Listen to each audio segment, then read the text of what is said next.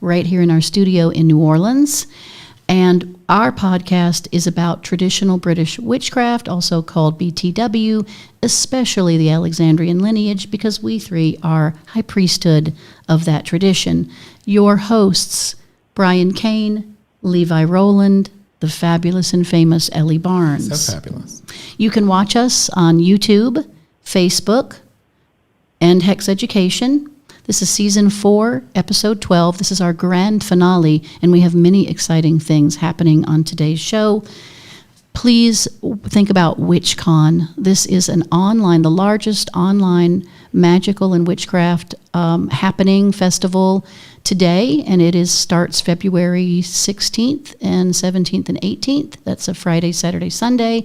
You can search it online, witchcon.com, and buy a ticket. You will be able to see 100 presentations and lectures, and also continue to watch those if you've bought your ticket. Fabulous lineup, amazing topics, WitchCon in February. So, have I said all I need to on the intros or anything else I forgot? Is it just me or is it hot in here? It's hot. We hot, baby dolls. Kaylin, we're hot. Why we're coming in hot. It's a little warm in here. Okay, so we have news next. Blessed be. Blessed be. Blessed and happy be. Candlemas to Happy all Candlemas. those watching. Blessed be. Blessed be. Blessed be. Levi's having Happy a little Candlemas. bit of court. A dribble. He's like bribed like a fairy. Ellie's paying attention to port because the episode we will not speak of, but was a previous port episode. It was a complete failure for Elie It Barnes. was wonderful. It was a great funny. episode. Later that night. Mm-hmm. Maybe later that night. Yes, I broke my coccyx bone later that night. I also remember us drinking port in Portugal together. Wow, we had so much fun. Yeah. Sometimes I go those They were those roommates. And we they were come roommates. up on my phone, the Portugal photos, memories of. Oh, I just cried. I have all the love that. videos archived. I love them. I have Levi the won't videos. let them be public. I No, have the there was videos, too. it was a fun time though. Portugal's a great country, great food, great wine. It really does have the wine there. Beautiful people. Wow. So tonight we don't have any guests. We're just having a powwow about previous episodes and whatever comes up or what your questions or calls are. But Levi's going to go ahead and give us the occult news segment. Yes. So as you can see from Brian's beautiful setup, which he will be talking about shortly, my first thing is it is one of the 8 Sabbaths of witchcraft. Tonight, moving into tomorrow, it's Candlemas. We tend to use, this is actually what I was going to do for part of the news, is a big differentiation, I think, between Alexandrian craft and I would say the wider contemporary pagan community is I would argue that the vast majority of initiates in our craft tend to use the Christian names for the Sabbats. We say Halloween instead of Samhain. We say Candlemas instead of Imbolc. We say May Day or May Eve instead of Beltane or Beeltana. We tend not to use the Celtic names Lughnasadh. We just say Lammas. We do use Christian names. And so as a little tidbit, if you didn't know, today is the Feast of the Presentation in the Temple in the Christian calendar, which is where Mary takes Jesus to the temple to be blessed in accordance with Jewish law. And there are multiple very cool traditions that are going on all over the Christian world right now, including festivities in Peru where they dress as horned beings. You can look this up, the little devils. And then also the eating of special foods across Christian Europe. The lighting of candles is heavily associated with it. And ritual acts of purity across multiple religions. So that's the big news today as we're approaching a Sabbath. And I can share that this is the Sabbath upon which I received the first degree initiation. So it's very dear to my heart. Right. It's actually, you never really have a favorite Sabbath, I think, as high priesthood. But if I did have one, it would be Candlemas. It would definitely be my favorite Sabbath. I love the imagery. But yeah, so happy Candlemas. The other thing I was going to bring up in news is something that was on the Wild Hunt that I thought was really cool, was that there is a Shinto ritual in Japan that involves ritual nudity. And they have just decided in Japan to open it up to women. So you're starting to see the openness of Shinto rituals to female practitioners in Japan right now. It's very cool. And then another little tidbit for watchers is that Thorn Mooney, who we all love, she's a Gardnerian high priestess. She just released information that you can pre-order her book, Witches Among Us. It has already been endorsed by Ronald Hutton, which when you look it up on any of her socials, you'll see his endorsement. It's a raving endorsement, and I'm excited to read it. I'm sure you all will be too. She's a fabulous writer. She's taught at Hexfest, and she has a very sharp eye on witchcraft and contemporary religious life. So we're all going to be looking forward to that release. And then finally, if you are into, as I know many viewers are, Greek mythology, Roman mythology, Hellenism, etc., Netflix just dropped a new show, Alexander, the Making of a God, and part of the show goes deeply into his religious experiences in the mysteries. So he talks a lot about his belief of being divine, his trip to the Siwa Oasis, where the oracle told him he was the son of Amun, which was equated in Hellenistic times with, in that time it was pre-Hellenism, with Zeus or Jupiter. So you already have this sort of intense Greco-Egyptian religious life building that will eventually culminate in Ptolemaic Egypt, which is also a major character in the show. And if I was watching the same show, they did mention something about the place also being sacred to Dionysus already as well. I don't know if they do in this one. I can't I remember. might be watching a different one. I think you're watching a different show. Yeah. But yes, it just dropped. So if you're really interested in that, because that really is, I think, important to anyone who's really into mythology, is a lot of the Greek and Roman mythology we talk about is actually Hellenistic. Oh, I know how to find stage, out. right? Does yours have the gay guy narrating it who walks around with the beard? Okay, I'm watching a different You're one. watching a whole different show. It's a woman who narrates it. All right. But yes, so you can look it Didn't up. know there was two. Levi told me there's a new Alexander the Great show on Netflix, and I went and found it, and I'm watching a whole. You're watching an old I one? thought you sent us a link. So let me just ask this real quick. You remember years ago there was the HBO series Rome? Yes, And loved they that series. showed so much of the pagan happenings because it was pre-Christianity. Yes. I mean, they really tried hard, I think, to Yeah, it's got include. Caligula in it and They everything. did a very good So job. do you think that the new Alexander series will be fairly accurately depicting the religion of the watched it. time? Is it a documentary or a series? It's one of those where they combine drama with Oh, I see. documentary, and they have scholars from multiple That's universities good. Okay. that speak about it. It does delve into religion in the sense, but it's really focused on his concept of It's personal one of my divinity. favorite Okay. cultural time periods. It really Well, Well, that'll be is. good to learn Well, more and more about Alexandria it. in particular. Oh, yeah, they talk about the founding of Alexandria, and they do a lot of work with a Greek archaeologist who is trying to find the tomb, because we don't know where his tomb is or his body, but she's doing a lot that in Alexandria, Egypt, which we've all been to, right? There's a Yes. yes. Yeah. There's Very cool a city. theory that there's a saint body that might actually be his, that the Catholic Church still has. I don't remember the whole story. They but- would have kept it. Yes, well, Right. but they changed it to the. Well, we saint. lost it Yeah. before they were dominant. Yeah, I don't know. It's a story. I don't know. Yeah. I don't It's remember. Ptolemy- I don't Ptolemy's who remember brought the body the back. whys there is a theory, but it is a Because he theory. died in Babylon. Yeah. All right. So you don't have to leave yet. I'll tell you when to leave. So we'll give you. Ellie's going to step out in a minute, but we're going to give you a prelude first because this could be for anything. So my occult demonstration is going to be a bit about offerings. And of course, in the craft, we do have a way of giving offerings that we're not going to share with you today. And we have our own methods, and those are going to the gods that we work with, obviously. And I know a lot of you have your home altars, and you leave sorts of offerings and things like that on there as well. But today I'm mostly focusing on a different kind of offering that I have engaged in since my early youth, and that is working with entities we call fairies, and by many, many other names. Part of it is because the first tradition that I was in was very fairy focused and very Celtic focused. So, and it's a part of my heritage. But I'm writing a bit about it in my new book, The Religion of Witchcraft. It's not about that, but it is mentioned because it's a really big, important branch of witchcraft within Britain. Where we study what was going on in the medieval minds and what was going on with folklore. Fairies played a very prominent role, particularly in Britain with its association with witchcraft. And that's a lot of what you find over there. But I give a warning in the book, and I'll give the warning here as well. If you don't work with the fairies, then you shouldn't engage with working with them, because once you do, they are your forever friends. So that's deeply rooted. I'm going to get very peasant magic here, everyone.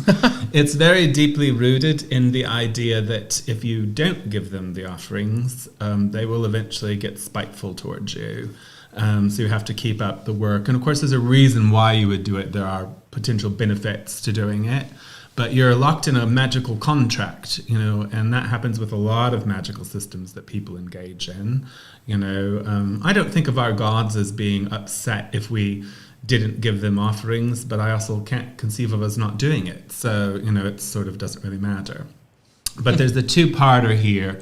So one part I want to say is usually when you're working with the fairies, you're not going to have a little setup like this necessarily. You're either going to go out into the wilds, or you might have an outside shrine or outside place. If you live somewhere like the UK or various places in Europe, you are probably already familiar with the fairy places, and so people will often go there. Like when you're going to Britain, you see fairy trees, and if you've hung a ribbon on a tree, you've worked with the fairies. That's all. It's all over for you now. So I really like it in one sense because it's a bit of the fairies are a very wide-ranging umbrella. They are a mixture of gods, forgotten gods. They are a mixture of nature spirits, and even the dead. And I dare say, the pagan dead. Imagine if you actually encountered the ghost of a druid that never saw, and like I said, we're going way into peasant magic here, but a druid ghost that was not conceive of anything outside of its cosmology. It would seem very unworldly, and it would have a regard for nature in a way that modern people do not, And of course, this does enter into the realms of superstition, so there are two kinds of fairies that I work with in particular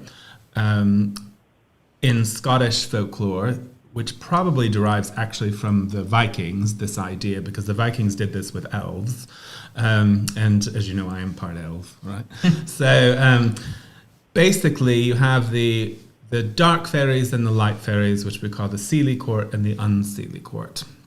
And so from Halloween to May Eve, you have the Unseelie Court governs the earth. And from May Eve to Halloween, the Seelie Court. Now, the Seelie are the more, nice spirits. They're more engaged with love and fertility and things like that, where the Unseelie Court, they're more likely to elf shot you. So they're really there to guard nature. They very much, they have their benefits too. They're not evil. I think that gets misconstrued, but they are a bit more naughty, because they're the winter fairies, because you can think of it like that too, the winter fairies and the summer fairies. And when I'm talking about fairies, I'm not talking about Tinkerbells. Certainly those exist, but they usually, my favorite term for them is the other people, and they usually actually look more like us, very large in size and humanoid, but, depends on the mythology that you're reading. So there is a mixture of gods, and in witchcraft, every witchcraft icon that is called a witch queen is also always called a queen of the fairies. Deanna is a perfect example of that. She's known certain periods as a queen of the witches, but she's also known as queen of the fairies. And you have that kind of over and over again, where fairies and witches are almost mixed in British mythology in particular. I think French too. Huge in France. So, because there's a crossover there, and the word fairy actually comes from France, from the word fae, so it wasn't originally British, but, we have other names for that, which I'll be using. So since Elie doesn't work with the fairies, I thought they both did. She's going to step out when I do the invocation, because I'm going to do an invocation that is actually in my book, Initiation, or which book?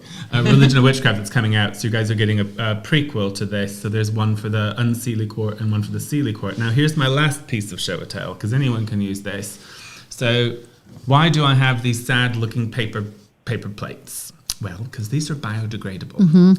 And so if you're working in nature and you want to be a little formal, or even in your yard where you don't want glass to get broken or whatever, and you want to use these, obviously you don't have to use like little plates or whatever, but I like to be a bit formal. So when I set my things out, sometimes I'll use things like acorn cups for the drinks or whatever, but sometimes it's just like a bowl.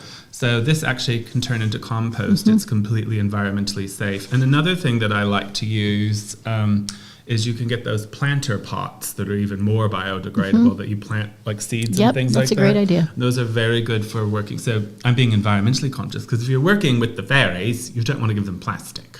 They do tend to have a high regard for nature because they're linked in it in their mythologies. So, which is why they sometimes are called nature spirits. But here, just for a little bit of drama, I've got a little Candlemas. This is a bell from Ireland. I've got a little leprechaun, and we're going to do an offering. So, Elie, if you're stepping out, blessed be. So I just like, come on, Elie, just come to the dark side.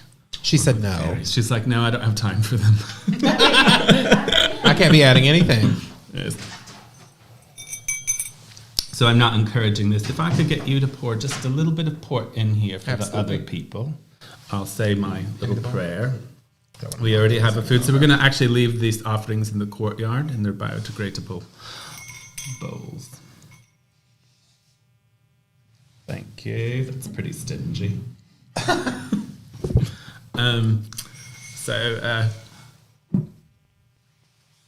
I'm still trying to make up to the unseelie court. So you're going to be a little bit more generous with this. The tawny port. I forgot my winter offerings, and then I got elf shot, which happens to me quite often when I forget my offerings.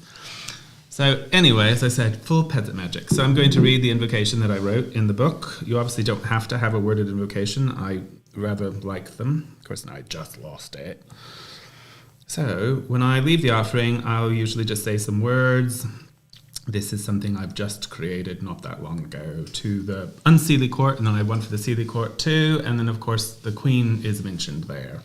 So, to the good people, sovereigns of secrets untold, to the other people, crafters of wonders to behold, and to the glistening ones, in their allure so bold, I offer this tribute to their glory manifold. To the she shrouded in mystery's veil, and to the unseelie court where the untamed tales prevail. This offering I carry from a world so blue, a tribute of honor from my heart to you. In realms obscured, where shadowy enchantments lay, to Queen Herodias of the night's array. By names of strength and eldritch lore, Nicknevin, Caliac, Hecate, Ben Zozea, Noctilia, I implore. Blessed be to those who traverse the twilight sheen. Blessed be our sovereign, the unseelie queen. So mote it be. So mote it be. So we're going to set this aside, and this is for the other people. Happy Candlemas, everyone. Happy Candlemas. I like that you chose a fae working for Candlemas. Well, it just sort of came to me. Yeah. Now I can move this out of my way so that I can see. Take that so I don't destroy things. This was weird because I couldn't see myself on it at all. So we're just going to move this. You got it. Careful, you're hooked. Still? No, you got it. You're safe, Elie. You're safe, Elie. You're safe for now. I will say, I see them all the time. Ellie's like trying to make up for it. I do see As they're sitting up, I did want to say, I see all of your lovely comments. All right, now we're here. Thank you for joining us. Thank you, guys. Wise witch here that she just chose to, not engage in something she didn't want to. She said no, thank you. Well, I wasn't prepared. If I didn't work with them before, Brian said, don't, I just assumed, that the lady who sees ghost cats just probably. I see them. I'm just saying, I just give a nod and I do other things because I work with a lot of other beings. And like I said, and I agree with this, once you start working with beings and gods and then you put them down or you don't keep paying attention to them, I don't think that's great. So I think really work seriously with your choices and stay faithful and work with those for life instead of what a lot of people do, collect interesting statues and they have a few months of doing this or a few months of doing that and then they move on. I think it's important to stay long-term with the things you're devoted to. I do. It's not good. Also important to say that Brian was so generous for Candlemas and brought not only delicious port, but charcuterie boards, cheese. So you might see us snacking up here for it's my way Sabbath. of bribing the connoisseur over here, It's beautiful. It's Thank beautiful. you. It was very sweet. And it also puts you in the mood for Candlemas, doesn't it? It does, yes. I love this Sabbath. I'm excited. So yes. So Candlemas, like Levi was talking about, we do use the, Old English British names, which are, shared with the Catholic Church or were at that time period. and we're quite fond of them. It's the original names used in the foundational traditions of witchcraft. I think they're really more appropriate unless you're trying to reconstruct some sort of culture, obviously, which a lot of people have done. But if you're not doing a Celtic thing, then, calling it Lunathought doesn't really make a whole lot of sense because, well, that's a very Celtic thing. So they're married, but I also like the crossover because witchcraft isn't a pre-Christian word. And it's not necessarily, I don't think it is a pre-Christian practice, not in the way that we speak about it or do it in European society. Which I always say witches were older than witches, or witchcraft is older than witchcraft. So some of the stuff we do, and obviously our ancestors who were pre-Christian, that we really do draw from in a lot of respects, they were. But witchcraft is always, in all of its mythologies, associated with the church being there. Yeah, the enemy. So whether we're the adversaries or they are, that's, I guess, up to each of the individuals. But it's still going on today. There's still Christians who would kill us, who like to see us killed. And that's obviously not all Christians, but it doesn't take all Christians. It takes the minority, not the majority. No, and there's a nasty sort of conservative Christianity that's growing like wildfire globally. So it is unsettling, to say the least. So, you're starting off light here on Candlemas about the future destruction of the world through Christian fundamentalism. Yes, but in the Catholic Church, it's the day Jesus goes into the temple for the first time, right? His presentation by his mother at the temple. Yep. Yeah. And it's a big deal. It used to be. A lot of people don't realize that in the old days, like the Catholic Church here, if you were in a Catholic country or if you were in a liturgical Protestant country, that sort of governed all of life. And it's like, and I think witchcraft, that's why I sometimes joke about us having something in common with Christians, is like, people who are devout in that, they still follow that liturgical year. Katina told me they did something unique here for Candlemas, and I don't remember it correctly, but it was something about the priest blowing in your face or something like that. And now that one I don't know. Yeah, maybe I'm thinking of something else, but it was something, the priest did something weird that she had a name for it. But we used to do that for all kinds of things. Like Assumption is still, the Assumption of the Virgin Mary, August 15th, is still a national holiday in a lot of Catholic countries. Nobody goes to church anymore in some of those secularized places, but yeah, we used to order our lives around the year. We kind of lost that. I love that. So anyway, tonight we don't have an official topic, so we might just start asking each other questions. But if you'd like to contribute in the chat or direct the conversations in the way that you'd like to hear or call in at 309 Goddess, we are just going to go with it. So Candlemas to me, without giving too much away, really, I do love it because it's that time of year where, you are sort of in winter. Yep. But you're starting to really think about spring. Hope. Yeah, it's a really beautiful time of year that has been encapsulated in things like that. I always forget, what's that marmot creature that has to come out? And Groundhog. That marmot creature, he says. Groundhog. But all those things are sort of associated because there's also a mythology about the same thing being on Candlemas, that if the sun's out, it's going to be a longer winter, and if the sun's not out, it's actually going to be a short winter. So that folklore or those wise tales are, it's probably kind of a real thing if it's, the sun's out today too, wasn't it? Was it? It was a pretty day, yeah. Yeah, I think so. Yeah, probably going to have a longer winter. It's not. It tends to hit late these days anyway, doesn't it? Winter. Yeah. I remember Val teaching us one time, it's a huge deal in England at Candlemas where they look for the snowdrops, which are little white flowers that bloom even when it snows. It's violets here, right? In Washington, it's violets. In Washington, down here it's different because we have so many. I think down here we associate Candlemas often with Mardi Gras. Mardi Gras is 2 weeks away, so Mardi. It's often around. I noticed, like when I was in the New Orleans Coven, it was a big tradition. We often had a king cake at Candlemas because it would fall within the time period of it being acceptable. That's right. Because it's symbolic.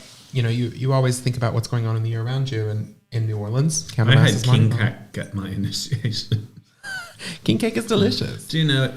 We'll have it for our ritual. Did. We'll have it. I finally did. It's so good for it. I mean, you kind of lean into where you're at in the world, right? It's got a baby sacrifice. And it has a human sacrifice in it, right? I mean, it's baby Jesus, but still. And I like the cream cheese filled one, which I think works with the cheese for the Candlemas foods. Cream. If you're watching us and you don't know, king cakes are special pastries that are eaten between Epiphany and Mardi Gras. Right. And then you quit eating them at Lent. And it's a huge you're thing. Supposed to, but I think some people You shouldn't. It's very bad luck. But there's a big deal in New Orleans about like what your favorite king cake is. And there's these bakeries. And the knife stays in the box. The knife stays in the box. But there's debates about which bakery has the best king cake. And, Yeah, everybody has their favorite. Isn't one of the ideas before Lent begins that you use up your eggs and creams and other perishable things because and you that won't you eat be indulgent using them foods during Lent? Makes sense. So I think that's why we make the pancakes and the cream-filled things, the crepes full of cream. And king cakes that. in France, which have frangipani cream and a frangipane and all that. I love that. Yeah, it's a long tradition. Very good. So I guess we'll start in with what our favorite episodes were. Do you want to go first, Elie? What was your favorite episode, do you think, or your favorite moment? Well, I wrote the people down so I could really think back to what I liked and what I enjoyed. I don't think I want to say that I have a favorite. Everyone really came up with some fabulous questions, a variety of subjects, but what I loved was the opportunity to discuss the questions in depth, to go back and forth, to ask the questioner a little bit deeper interpretation, and then when the calls came in, the interviewer was also answering the calls from our not guests, what are they called? Fans, fan club.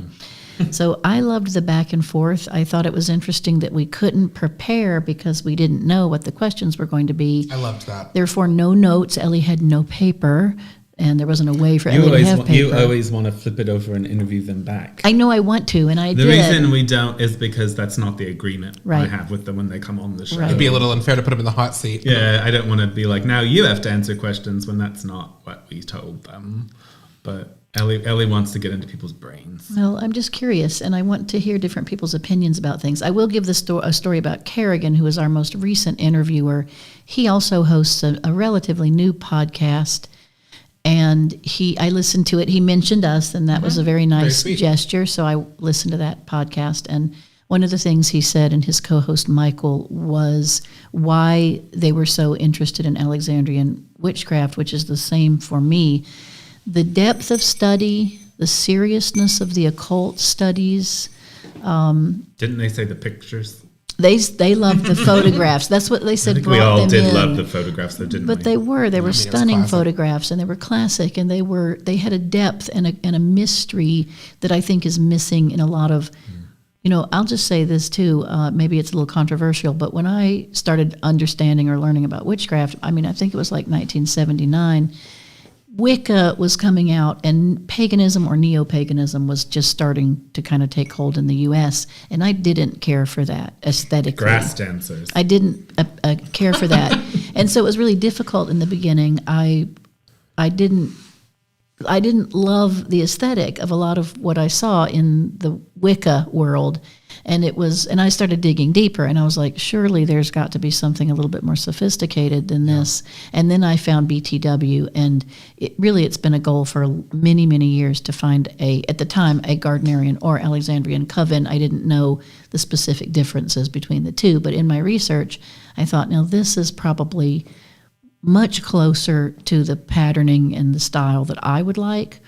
And as it turns out, Alexandrian witchcraft is a perfect religion for me. I do practice it as a religion. And then I love the depth of study. Don't you guys? We don't stop at light, at Wicca light. We just don't. We study all the topics. Very little in common, really, once you get into it. So I kind of had the similar thing. I think I've told you guys a story before. I got What Witches Do, the first book by Farrar, before Janet and him were even in a relationship. And it had all the pictures, and I was 15 years old. I got it, maybe 16. I got it at a used bookstore. And I was already into witchcraft and reading everything I could. But those pictures were the first ones that really, I thought, these people are all the way in England. Right. They're, from a long time ago, and, I'm young, so, how people think then. And I thought, I'll never meet anyone like this. But I did throw it out there and ended up joining a local coven of witches. And eventually, never thought I'd actually be, meeting the woman on the cover or, getting to know her or be Alexandrian. So I always think it's like a bit of fate sometimes. We made it. Yes, we did it, Brian. When you think about those moments that you saw and then there you are, Absolutely. And it definitely, those pictures did capture the heart of witchcraft. I don't think anyone's ever done it better, and that's why the Gardnerians, you'll notice the Gardnerians will often use Alexandrian photos in a lot of their things because we had the best ones. So, I had such a different experience. If you told 13-year-old me this is what I'd be doing with my life, he would have just run out of the room screaming. He would have been horrified. You're going to be a gay witch. You're going to be just a big old gay witch, public about it, and married to a man, and you're going to like write books about goddess worship and devilry, and I'm like, okay. I mean, I'm so happy it ended up that way. In your true heart, Levi, you are devoted to the goddess. You have been all your life. I think so too. And you found a beautiful path to really express your devotion and your worship. And I think that's really important for you. Something that had come up. We all went to dinner recently, and I joked about this. If you watch Covendom front to back, it's just me getting fatter and crazier. Like I just get louder and meaner the whole time. And like I've noticed that Elie and I never ever spar in real life. But we've sparred so much on this season of Covendom. I feel like I'm like the neutral party. I know, which was not the past at all. And it used to be. Well, I mean, I think when we first started the show, I was guiding it in a way, and you were just keeping me from getting us in trouble. That was my goal. That was the beginning. Mm-hmm. By the time Elie came on, we were felt fairly established, but she jumped right on in. Well, I felt better this year. The first year, last year I did it, I felt really but you did good. Incomplete. You did so great. I love having you. If you watch the very first episode of me and Levi, for like the first 30 minutes, we're very awkward. Oh yeah. And then we found our feet in that episode, and then it was fine ever since. But for the first 30 minutes, we're just like, and we're doing this thing, So Levi, what was your favorite moments or episodes? I mean, I can't pick just one. I loved Carrie's because I thought it was more personal. It was a lot of like your journey to craft and why do you love it? And that always makes you leave feeling good, right? Mm-hmm, mm-hmm. I think, so I loved that one. I think in terms of just questions, it was Christine and Kerrigan. Yeah. Christine's was about ethics, which is something that has hounded me the last couple of years as a personal interest is where do our ethics come from in craft? How do we formulate craft ethics? And that witches have ethics. Exactly. And like ethical philosophy for witches. And that's something that I think about a lot. So I loved her questions. I got, and I think Kerrigan's I liked because I thought it gave us the most opportunity because psychology is so personal. I mean, it gave us the most ability to kind of spar a little bit and show our differences, but we're still unified in belief and praxis. But like, I thought that was fun. I don't think our beliefs are that similar. I think, I've been thinking a lot about your and Ellie's conversations, and I think some of it is you guys are having different conversations. Sometimes that's true. Do you know what I mean? It's like, it's just different perspectives and maybe not even the same topic, because you brought up something in the last episode that revealed something to me that maybe I wasn't getting for a while, that your anti-scientific language was not ceding it to them. But above them. Yes, that you were saying, I don't need your approval. I don't need to put this in scientific terms. Yes. And I'd never got that before. I'm not a physical I thought you just didn't, We get sort of a bit touchy sometimes, particularly Christian, because we're good friends with Laurie Cabot, and obviously she trains the science of witchcraft, but what she's doing is kind of like occult sciences. She's not, it's a completely different topic entirely. So sometimes, we have to be careful that we don't sound like that. But in our perspective, we don't call it science. Our liturgy doesn't say anything like that. Right. But if you read a lot of the early occult authors, they do use this sort of scientific language. And so sometimes that comes up. I told you about when I went on Alexander Cabot's podcast, him and Massey, that out of nowhere, Alexander Cabot, who's real fun if you follow him or whatever, he's a nice guy.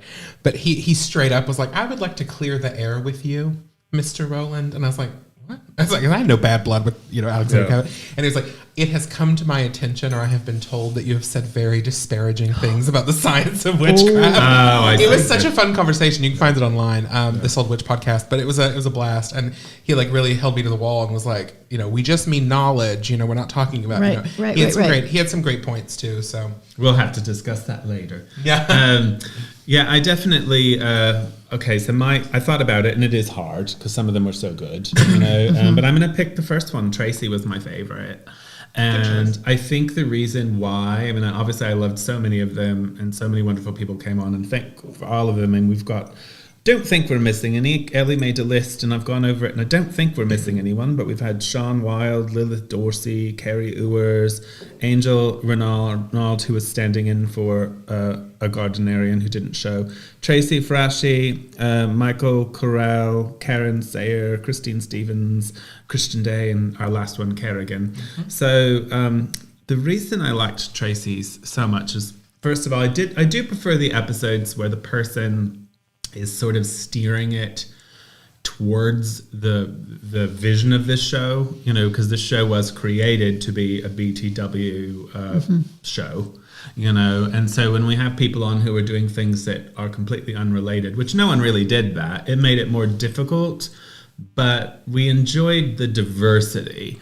Yeah. But Tracy was our first episode, and she's a Gardnerian high priestess. She's the first Gardnerian that's been on this show, and to be honest with you, I adore very brave Gardnerians, because a lot of Gardnerians get a lot of heat if they associate with Christian at all in any way, shape, or form.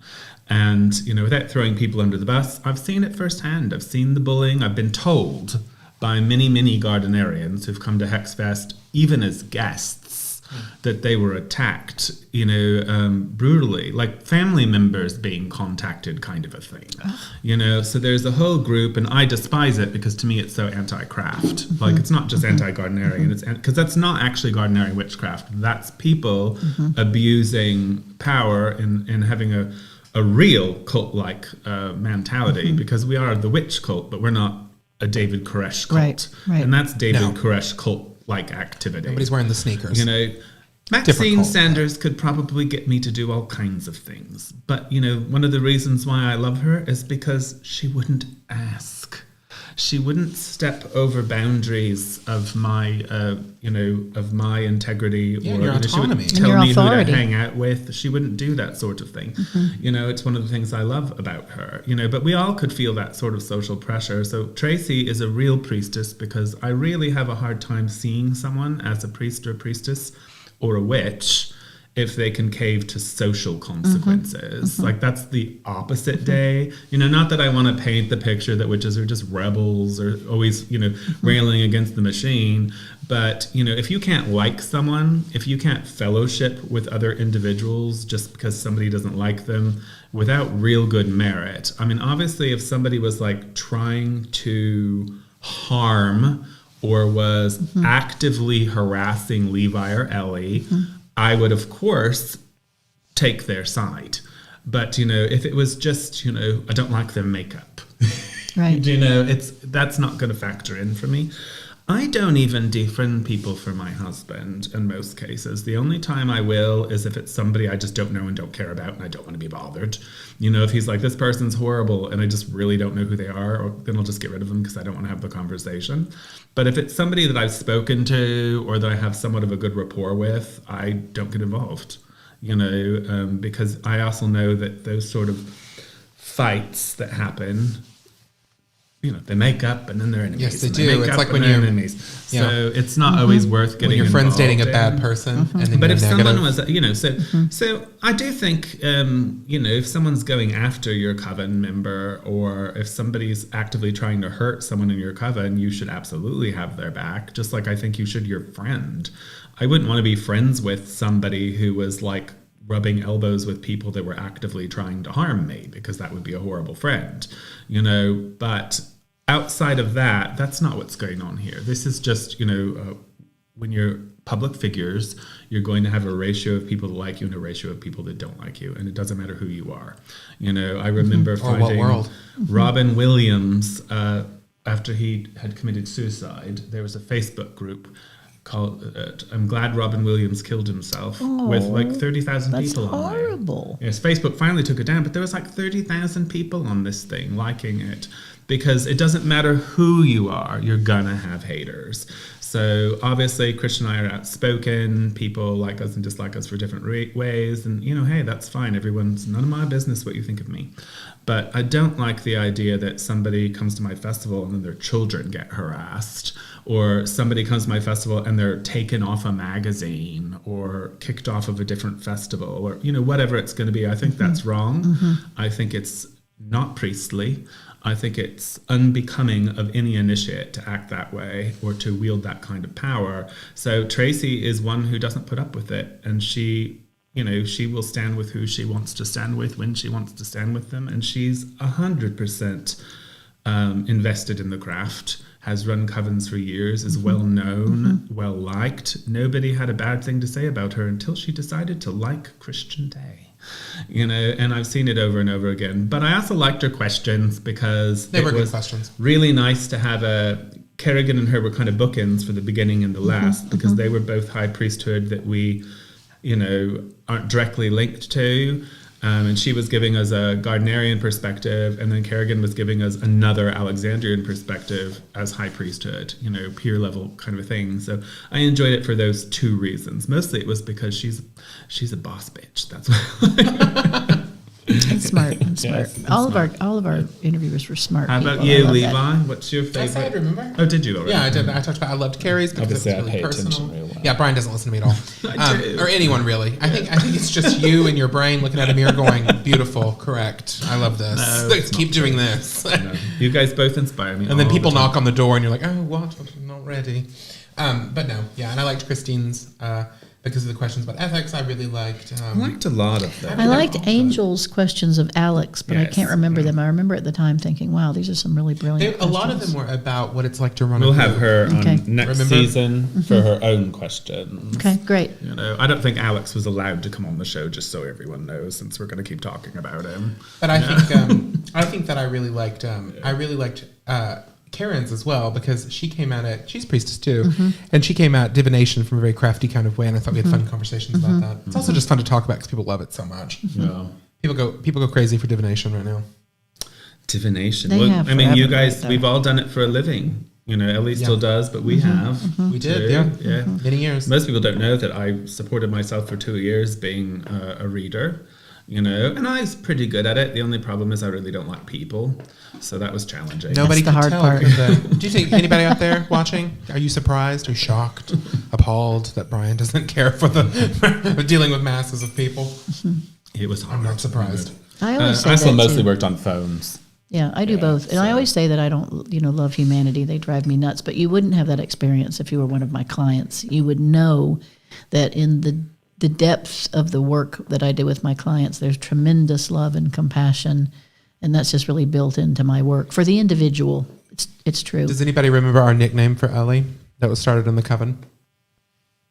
I don't know that we've told her what. We told it online one time, so I'm not cheating. Or it's okay. What is it? The Earth Mother from Hell. Earth Mother from Oh, Hell. yes, We all have the T-shirts. Oh, I Yes. saw that on Facebook recently. Yeah. Again, Christian in his the T-shirt. Earth Mother from Hell. The Earth Mother from Hell. Well, Well, 'cause somebody's got to do it. Yeah, somebody's got to. You would drown people in the river, but it would be so sweet. It would be with love. You would just be like, "Hold still, sweetheart. It'll all be over soon." Like, It's time for you to go. it's time to for your you to next go. phase. Well, going to the place of truth is difficult to do, and it's hard for people to do, but I do it. Yes, you do. You do. But Eat some cheese, Elie. all right. So some people said some of their favourite shows were Uncle Birch's. I did like his show. He tried really hard to get us to squirm. He did, and it was. Michael's also just a really good interviewer. Like, there's he energy was fun. there. He was Yeah, fun. I mean, fun. it was at the beginning. He really tried to get us to squirm. Yeah, he's a good interviewer. Fortunately, I'm just well accustomed to that sort of thing.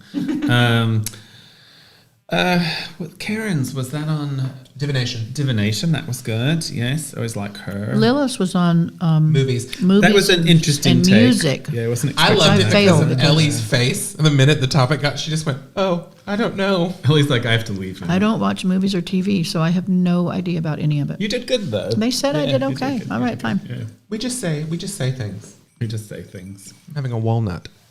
It's funny too in the shop. Everyone assumes we've all watched all the right, Charmed and all these shows. What was your and favorite zero. occult presentation ever? for the show, the season? Oh, on my own. Which one? Which one? You've done so many. I loved the pendulum one. Let's see. I did the cord or witch's ladder idea last time. The pendulum. I don't know. What else did I do? I would have said something about tonight's, except I didn't get The to see Blessing it. Water was one of my faves. Blessing Witch's water.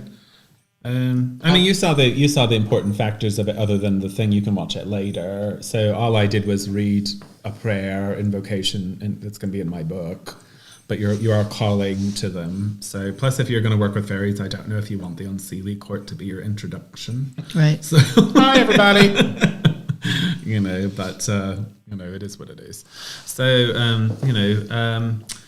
I don't know. I think I liked when you talked about dressing a statue because I do that. yeah, that was good. That was. I do that a one. lot Yeah. in my own temple. I thought that was me. It was. Oh yeah. You, Brian.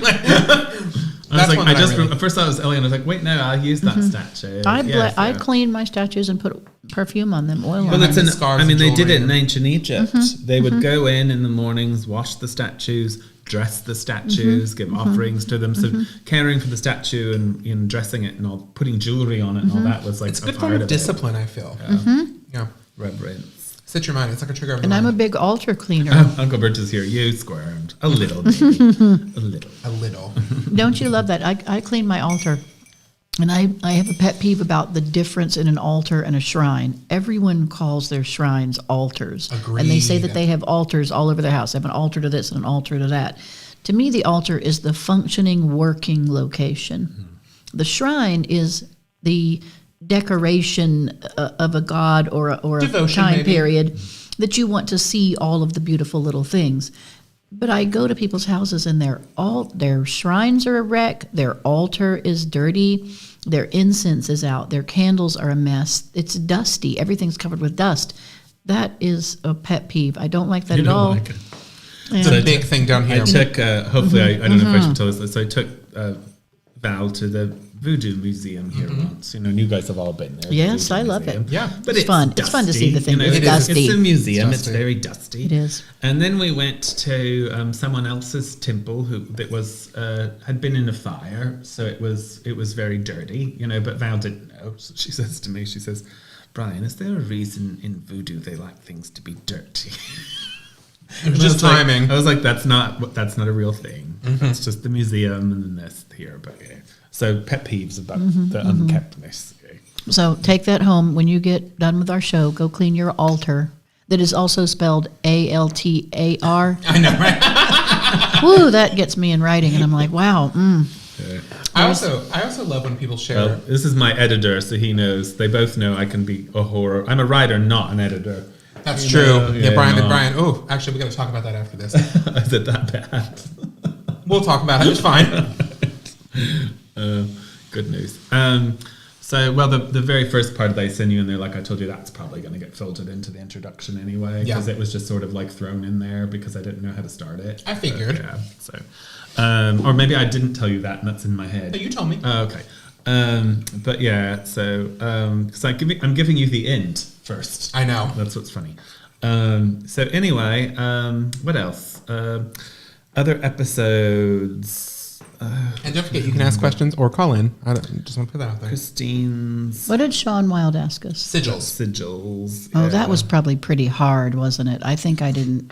It was anything where it's on one topic like Right. that, you're like, how do I talk about sigils for 2 hours? But we managed to do it. But also in the Alexandrian framework. We're not going to tell you how we do it. We do use them, but Yeah. it's Yeah. we couldn't really say a lot more about that other than that we use It's them. hard because we have our own methods that's like, not something for public consumption.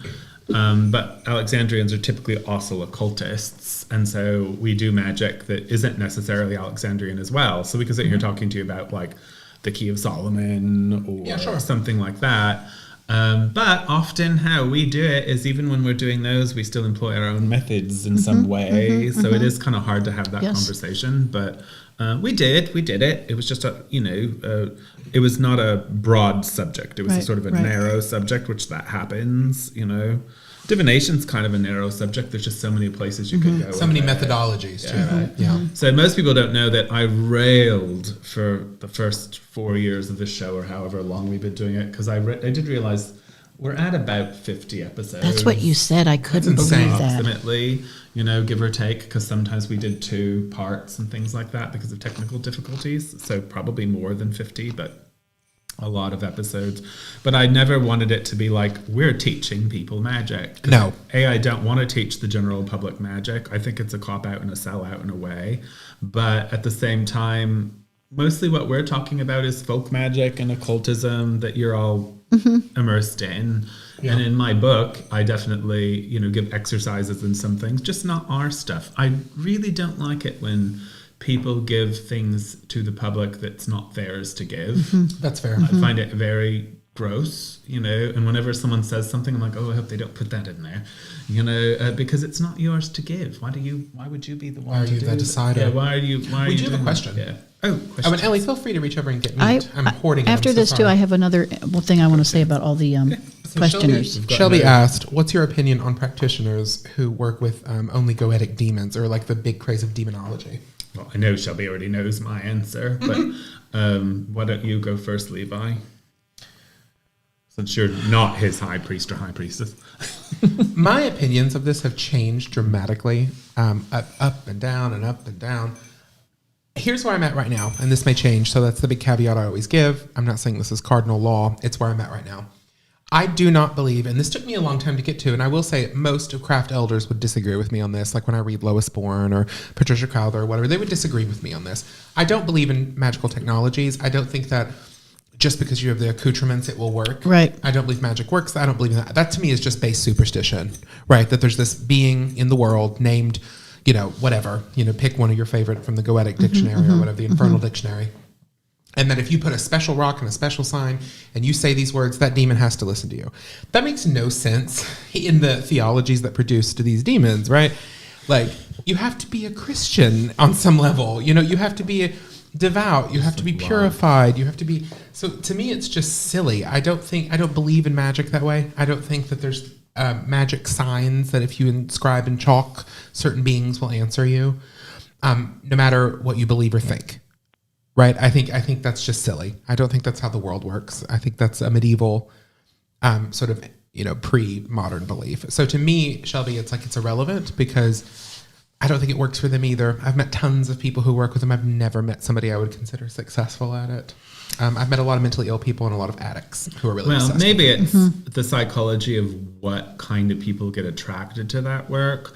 But, you know, what I would say is because, you know, I definitely do believe that obviously magic works and that there's a cause and effect with forces, no matter how you describe them, whether you're doing it from an intellectual level or you're doing it from a superstitious level. That's sort of irrelevant to me. It either works or it doesn't work. I think if you're tapping into certain energies, even if they're self-created energies, you know, or created by archetypes, you know, I'm not into the whole Jungian thing either, but one of the books I did like by Joseph Campbell is The Power of Myth, because I do think that that's a true phenomenon that's happening. You know, you get involved in a magical contract, even if you've self-created it or it's been going on in your culture. You know, there's a reason why a lot of occultists like to work with angels in Western occultism. It's because it's so ingrained in our consciousness here. Yeah. I think demons become dangerous for the same reason. It's ingrained in the consciousness. Now, maybe the Goetia demons aren't like the jack of all trades to be afraid of, and I'm not afraid, but I think if you I'm not afraid of them. Work with those entities, you are signing a magical contract where they are demonic in nature, and they're going to function the way Western civilization perceives demons to work. Whether that's you playing with a mirror, I'm not going to get into the technologies of it. That's what you're doing. You're working with a force that you're told by the book, by all the books, you know, by the Key of Solomon, by the Megas, by the book itself, the Goetia, that these are not to be trusted, that they're not your friends, that they can be dangerous. And you're intentionally invoking that. And so, first of all, any kind of magic you do, you're bringing that into yourself. You know, it's working itself out within you. So you're working with demonic magic. So like Levi, most of the people that I know who worked with it and become obsessed with it and start worshiping them like they're gods. And they usually end up having mental illness, drug addiction, or worse. Perversion. Things. I don't want to obviously trash people, but I haven't seen good outcomes. So I would always tell all my students that there's no reason to work with things like that. Why would you need to? I think a lot of times people do it out of curiosity, or because they're so powerful and they're so bad that they think they can handle it. But very few people can. And I always have to say, why? Why are you doing that? Are you going to work with a demon to get a boyfriend? Are you going to work with a demon to get rich? Well, why do you need a demon? I also, not to interrupt, I want to give Elie time. We have 2 calls waiting, which is super cool. They just came in. But I want to let Elie answer. But real quick, I just want to say one thing, if you don't care. I'm sorry. Something that's a huge pet peeve of mine that I talked about in my last book is grimoire magic has been given a veneer of respectability in the occult world that it did not have historically. The intellectuals of the 16th, 17th, 18th centuries thought they were a joke. Mm-hmm. And if you got caught with one, they would just look down on you. They didn't think you were that, they thought it was sort of pathetic, right? You had church people who were scared of them and who could, take you to, the authorities or whatever. But most intellectuals throughout history were not afraid of your spooky, ooky black magic. They thought you were sort of pitiful. And, I wrote a line in Mother that I'm sure a lot of people would hate. I said, a lot of the spells in the grimoire seem like they're written for what internet culture would call an incel. Yes. Like some guy in his basement who can't get a girlfriend. They're real tacky. When you just start reading the list, like in the Greater Key of Solomon, and it's like to make a woman like you, to make your neighbor go deaf, to cause the milk to dry up of the farmer down the street you don't like. I mean, it's all these kind of tacky things. I call it TikTok stuff. Let me answer this Shelby question, though. Go back to your Kabbalistic philosophy. So when Ein Sof poured the light out in and created the world, the first time, the Sephirotic shells could not hold the light, and they broke into the shards, and that became the klipo, or maybe what we would describe as antimatter. In other words, that was the remnants of the first try, which was not structured correctly and failed in physics to hold the structure of the universe. So I kind of look at demons and negative entities, beings, as klipotic, and therefore part of antimatter. I consider humans and the earth and the existing cosmos today to be living in the Sephirot, in the second try, the positive experience of light that is held in the proper structure for creation. And so I think I exist in that realm. So I want to use the tools in that realm. I don't feel like Brian says it's necessary to go find a demon or use a klipo. Now, I know that there are books on... people do it because they're desperate. I don't know why. Brand It's is cool. the one who does the klipotic system. Right. I think they think it's cool. I think that... and there's other, the black magic kind of trends, but... I just think it's sort of pitiful. I don't think it's necessary. I think if you are I consider myself a being of light. And I think that's really the structure of the universe. So you're kind of grappling with like antimatter or forms of energy that are broken or are shards, and you're picking up a remnant to use some old energy to try to do something destructive. I mean, we know we have Mars and Saturn. You have forces on the light side that are plenty destructive if you need to use something like that. That's what I think. I think it comes from Christianity. When people were Christian, if they wanted to do something evil, they went to the devil. They were like, the angels aren't going to help me in my magic, but the demons. The angels will help you. Yeah. And they're not emotional. I think the angels are just fine if you have to do binding or restricting work, or rarely would I do something harmful, but that would be in the most extreme cases of having to try to stop a predator or a pedophile or an animal abuser or something like that. I just also think, by their fruits you shall know them. And I think there is just a sort of... And they're unwell. You're absolutely right. I think the psychology of I want to work with a demon says it all right there. And it's also just sort of like, they didn't produce anything of value to me historically. I'm sorry, but I don't think that a lot of the people who are obsessed with goetic magic or whatever produced anything that I would personally consider of value. They didn't produce great philosophy. They didn't produce great religion. They didn't produce anything. I like the Bornless one, invocation, but technically speaking, that has nothing to do with demons. Same. The headless god invocation. You can be traced all the way back to the Greek magical papyrus. And I like a lot of Crowley's poetry. Mm-hmm. But we have two callers. Okay, yay. Hi, you're on Covendom. Who's this? Hi, good evening. This is Joe. How are you guys doing? Doing well, Great. Joe. Nice to hear from you. What's your question? Blessed be. Blessed be. Blessed be.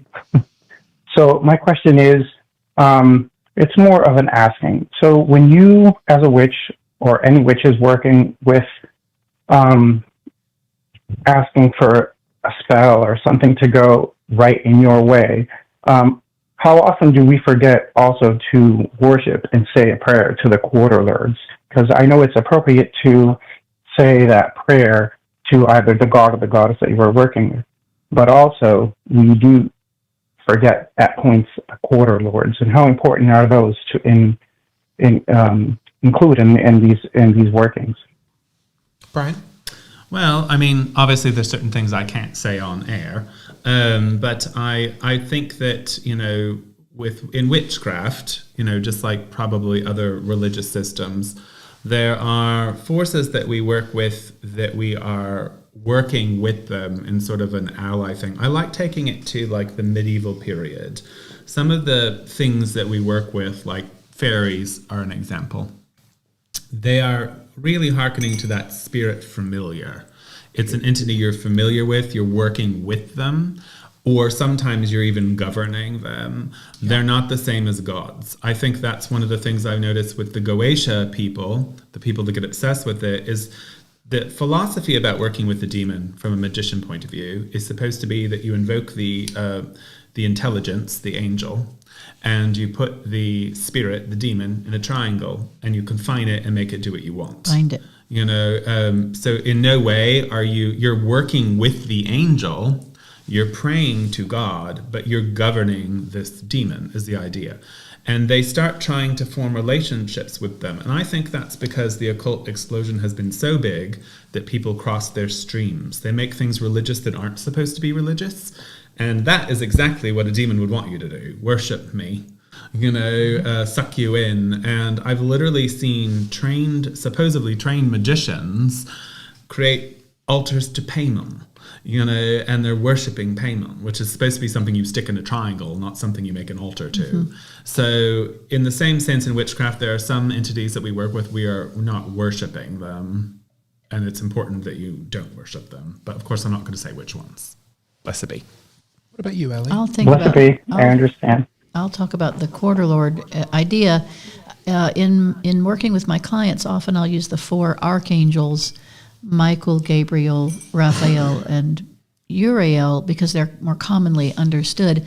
But I do use them to set the space, to set the physical space, to create a structure and a protection for work, whether I'm doing a healing or psychic work for a client or magical working.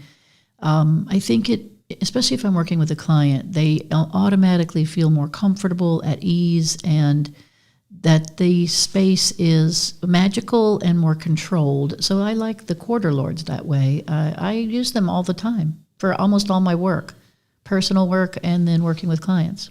Levi, anything you want to add? I wouldn't add much. I think most of how we work with any spirits outside of the god and the goddess, I'm not really going to discuss publicly. But I think I would say, Joe, there is a divine hierarchy. And I think, how would I word this carefully? I think that we are definitely part and parcel of the divine, of the gods. But I am not equal to the gods yet, right? That is the great work, right? Right. And so until I'm equal with them, I'm going to treat them as a different entity. Right. I'm not there yet. I think it takes a lot. I think that is the goal of human life, frankly, yes. Mm-hmm. is to return to the divine. It's theosis, as a Greek Christian might say it. Mm-hmm. And I've always believed that. I think it's the goal of Neoplatonism. I think it's the goal of Hermetic and Jewish Kabbalah both. Mm-hmm. I think it's the goal of witchcraft, of initiatory craft, and the mystery cults. So, yes, Levi. Yeah. So I would say that spirits that are lower than the divine are not things that I owe obeisance to, because they can help me in the great work, but they cannot actuate it. Does that make? I'm being careful, but does that make sense? Yes. Well, thank you very much for calling in, Joe. Can't wait to see you soon. Thank you, Joe. Blessed be. Yes, see you soon. Blessed be. Oh, little pickles. Yeah, there's little cornichons too. He brought us so many little treats. What are Did we say we have another call? The little pickles. We do have another one, and we know who this is. Oh. Blessed be, Angel. How are you? Hi, Levi. How are you? I'm doing well. I saw your name, but I got excited. Your name's wrong on here for some strange reason. Your name is Angela Bernard. I don't know That's why. not my name. I know. That's not my name. So what's your question, Angela? Angel. So I was thinking about staying on theme, but then I backtracked and decided to come up with something completely off theme. So you are all high priests and priestesses in BTC, right? Yeah. This is the barbarian. Yes. And you all are teachers, correct? Correct. Yes. We like to think Yes. so anyway. So my question for all three of you are, what is your favorite and least favorite part of teaching? Oh, that's a good Can I go with this right now? Yes, because you this can. was on my mind today. So So, okay, this might, I probably shouldn't say what I'm going to say. I can't wait. I know. My favorite part is, obviously, I'm passionate about the subject. So I love it when people, come alive with the teachings, when something in the teaching blooms something within them and you can see them come alive and you can see the passions within them. I was going to ask Levi a question. This is a horrible thing to say. I shouldn't be saying this, but we're going to go. Oh God. Go there. Oh God. So you've been a academic teacher longer than I've been teaching craft, really, in a way. Mm-hmm. I mean, do you get to a point where you start becoming kind of hostile towards stupid questions? Yes. Is that a thing that happens? No, 100%. Because I've noticed lately that I think it's because I'm teaching so much that when someone asks a question that I just think is like not relevant or useful to the conversation, not like on a show, but I get a bit hostile about it. It's I'm really like, hard am I not to being do. mean? It is mean. You know, I don't mean to do it, but I caught myself doing that, and I thought, well, why am I? Because it just starts to aggravate you. I think, is that normal? It is normal, but it's something you should fight. But it is very normal. I'm working on it. I'm working on it, Elie. It's very normal, but it's You're hard. getting better. So if I get vicious with you, it's because you asked a dumb question. So that's what you hate. No, I don't. Yes, I don't. I don't hate anything about it, actually. I hate that aspect of myself that sometimes I lose my patience. Yeah. Yeah, that's it. What about you, Elie? I'll go next. I think teaching causes one to really research and refine their own thinking. We all know when you turn around and begin to teach a subject, that's when you really learn it, right? It's true. And I really like to give assignments. I don't like it when people come and keep asking me the same thing when I say, go research these books, keep a journal, and start really digging into this yourself. Like I had a reading yesterday where the person first said, "Oh, how can I improve my psychic abilities?" And I said, "Well, I'm going to recommend 3 books, and then you'll journal, and you'll meditate every day, and you'll do the exercises, and you'll record your results, and you'll do it day after day." And they said to me, No, I mean for real, your way. How do I become more psychic? And I said, well, let me say it one more time. You get these 3 books and you start your journal and you do the work. Yeah. And so we changed topics. And then at the end they said, can I just ask this one more question? And I said, of course, darling. And she said, how can I improve my psychic ability? The same question. And I said, well, let me say it the 3rd time, you dumbass. And I said to them, you probably won't ever improve your own psychic ability because you're not willing to do anything I'm suggesting at all. Oh my God. But they wanted me to give them push the green button and take Same the blue idea, pill, really, is right? what I'm saying. Yeah. So I don't Eventually, like that. Do the that's work. kind of what she's saying is the same thing I'm talking about. Is it's not like, I don't want anyone to think that I think their questions are dumb, especially not on a show like this where anything could go. But, you know, when it's someone who asks the same thing over and over and over again, or it's not relevant to the conversation, like you get very irritated. You're doing oh yes, because it's annoying. You know, you're let's say you're talking about, you know, I don't know, Norse gods. Like the whole topic of your Norse god is about Norse gods, and then somebody decides to derail the whole thing by talking about Native American shamanism. You know, it's like that's not what we're talking about. So that kind of stuff gets on my nerves. But I think that's just normal human interactions. You know, but I don't hate anything about teaching craft. I love teaching it. So the things I'd say I hate is when I feel like I've, you know, made a mistake. Made a slight error, one might say. I want to add a comment Discretion. that I wanted to say a minute ago about all of our ambush interviewers, and it goes back to becoming a great teacher. You know, we see millions of things on TikTok and Instagram and Facebook. Everybody's got when I was looking up Covendom podcast on YouTube, there were literally 300 witch podcasts where they drink wine and talk about whatever their Wicca or pagan stuff is. And I was like, damn, there's a lot of these things. We started Thorn Mooney started the wine, but we were the first podcast with wine. And then you watch, you're tricked and you watch the first 2 seconds and you're like, oh my God, no. So one thing I wanted to say about the Alexandrian tradition, or my experience of it, is superb opportunity of access to great teachers. And all of our interviewers are people that I would absolutely suggest as an authentic, solid witchcraft person to go read their works, Mostly. study from some them. of them aren't witches, so I don't think that's really a true statement. But Well, yeah, in their field, their let's own just say in fields, their yeah, own fields, yeah. we would have only had people on the show that we vetted, that we knew were Yes. serious practitioners, well-studied, they all have their long-term practitioners. specialities. Yeah. So I thought that was a good, any of the people that called us or interviewed us would be another person that you might want to look at for studying. That was the other thing, is we didn't ever want to be, we didn't want to have guests. So, this is season 4, which for some reason seems like, hopefully I'm counting that right, but it's season 4. God bless. Usually a season for us lasts a little bit over a year, right, because we have to break it up sometimes. That's the challenge was, getting guests, because when Christian and I did Hex Education as a podcast, which he'd done way before I came into the picture, but I was actually the, what do you call it, the person that organizes it for a while, before I was on it. Curator? No, I can't think of the word right now. Anyway, I ran the show. Manager? I'm sorry, what'd you say? Manager? No, there's a name for it. Producer. Producer, there you go. Producer of shows. So I was finding the guests and everything, and it's just unbelievably annoying. Right, difficult. And I will say that for this season, obviously we used a lot of people that we knew and trusted, but I only had one bailout. But that's like the most annoying thing, is because, first of all, bailing out the day of a show is just rude.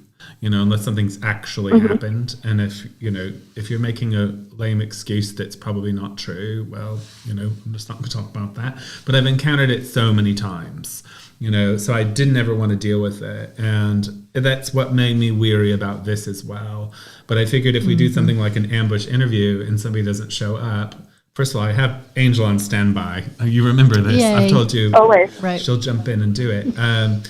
But we can still the show's about us, so we could just get on there and talk about whatever we want to.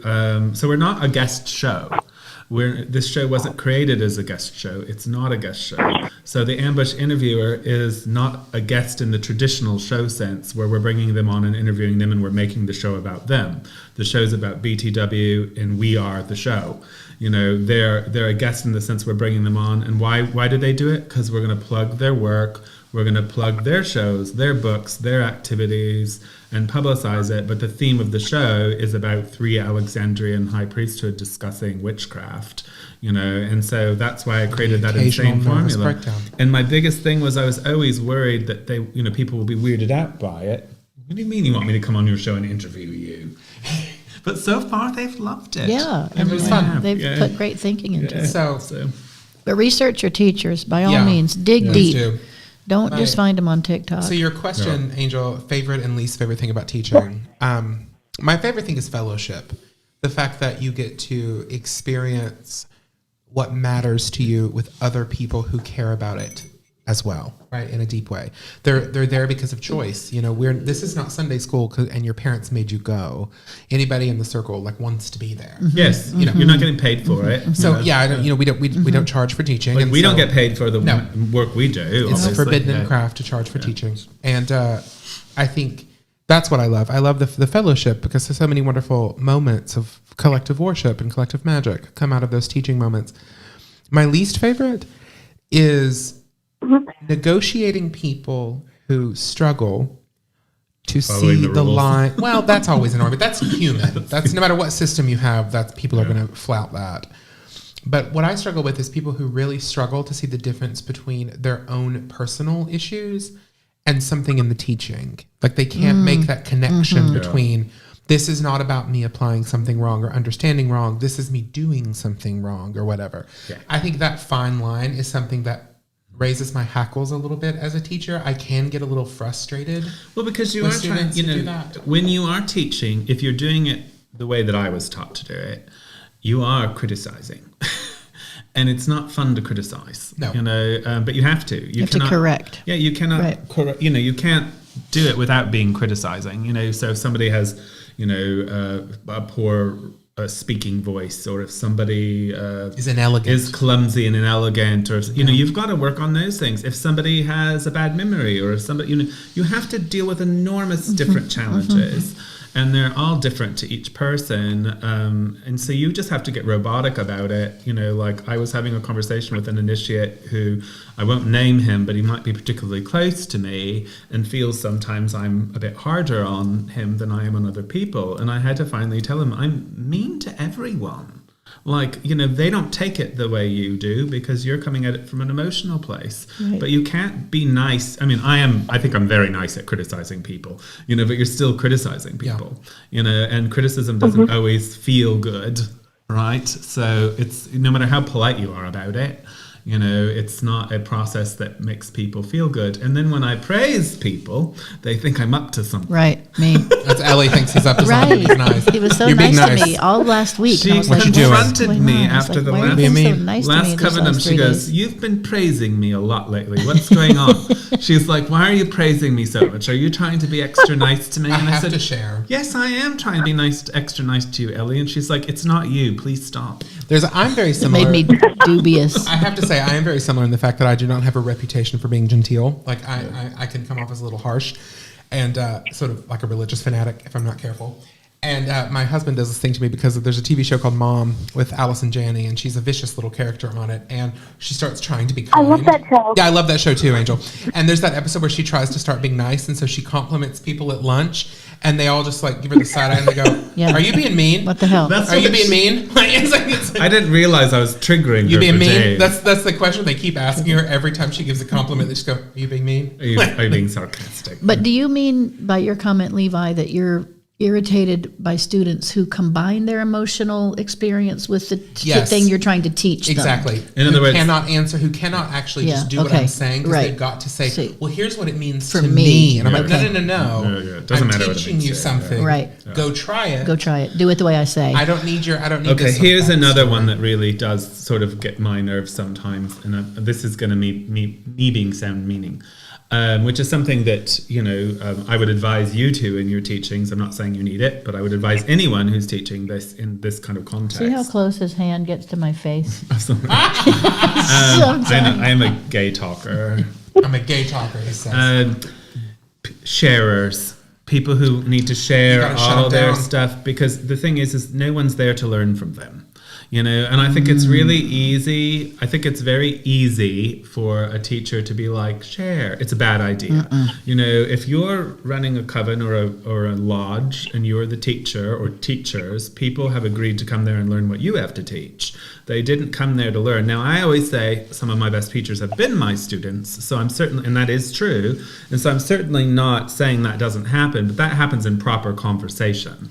It doesn't happen in a teaching situation. In a teaching situation, there's the teachers and there's the students, you know, and it needs to be maintained that way. Just like if you were having a classroom and somebody's like, well, guess what I know about this? Guess what I think about the French Revolution? You don't care. Yeah.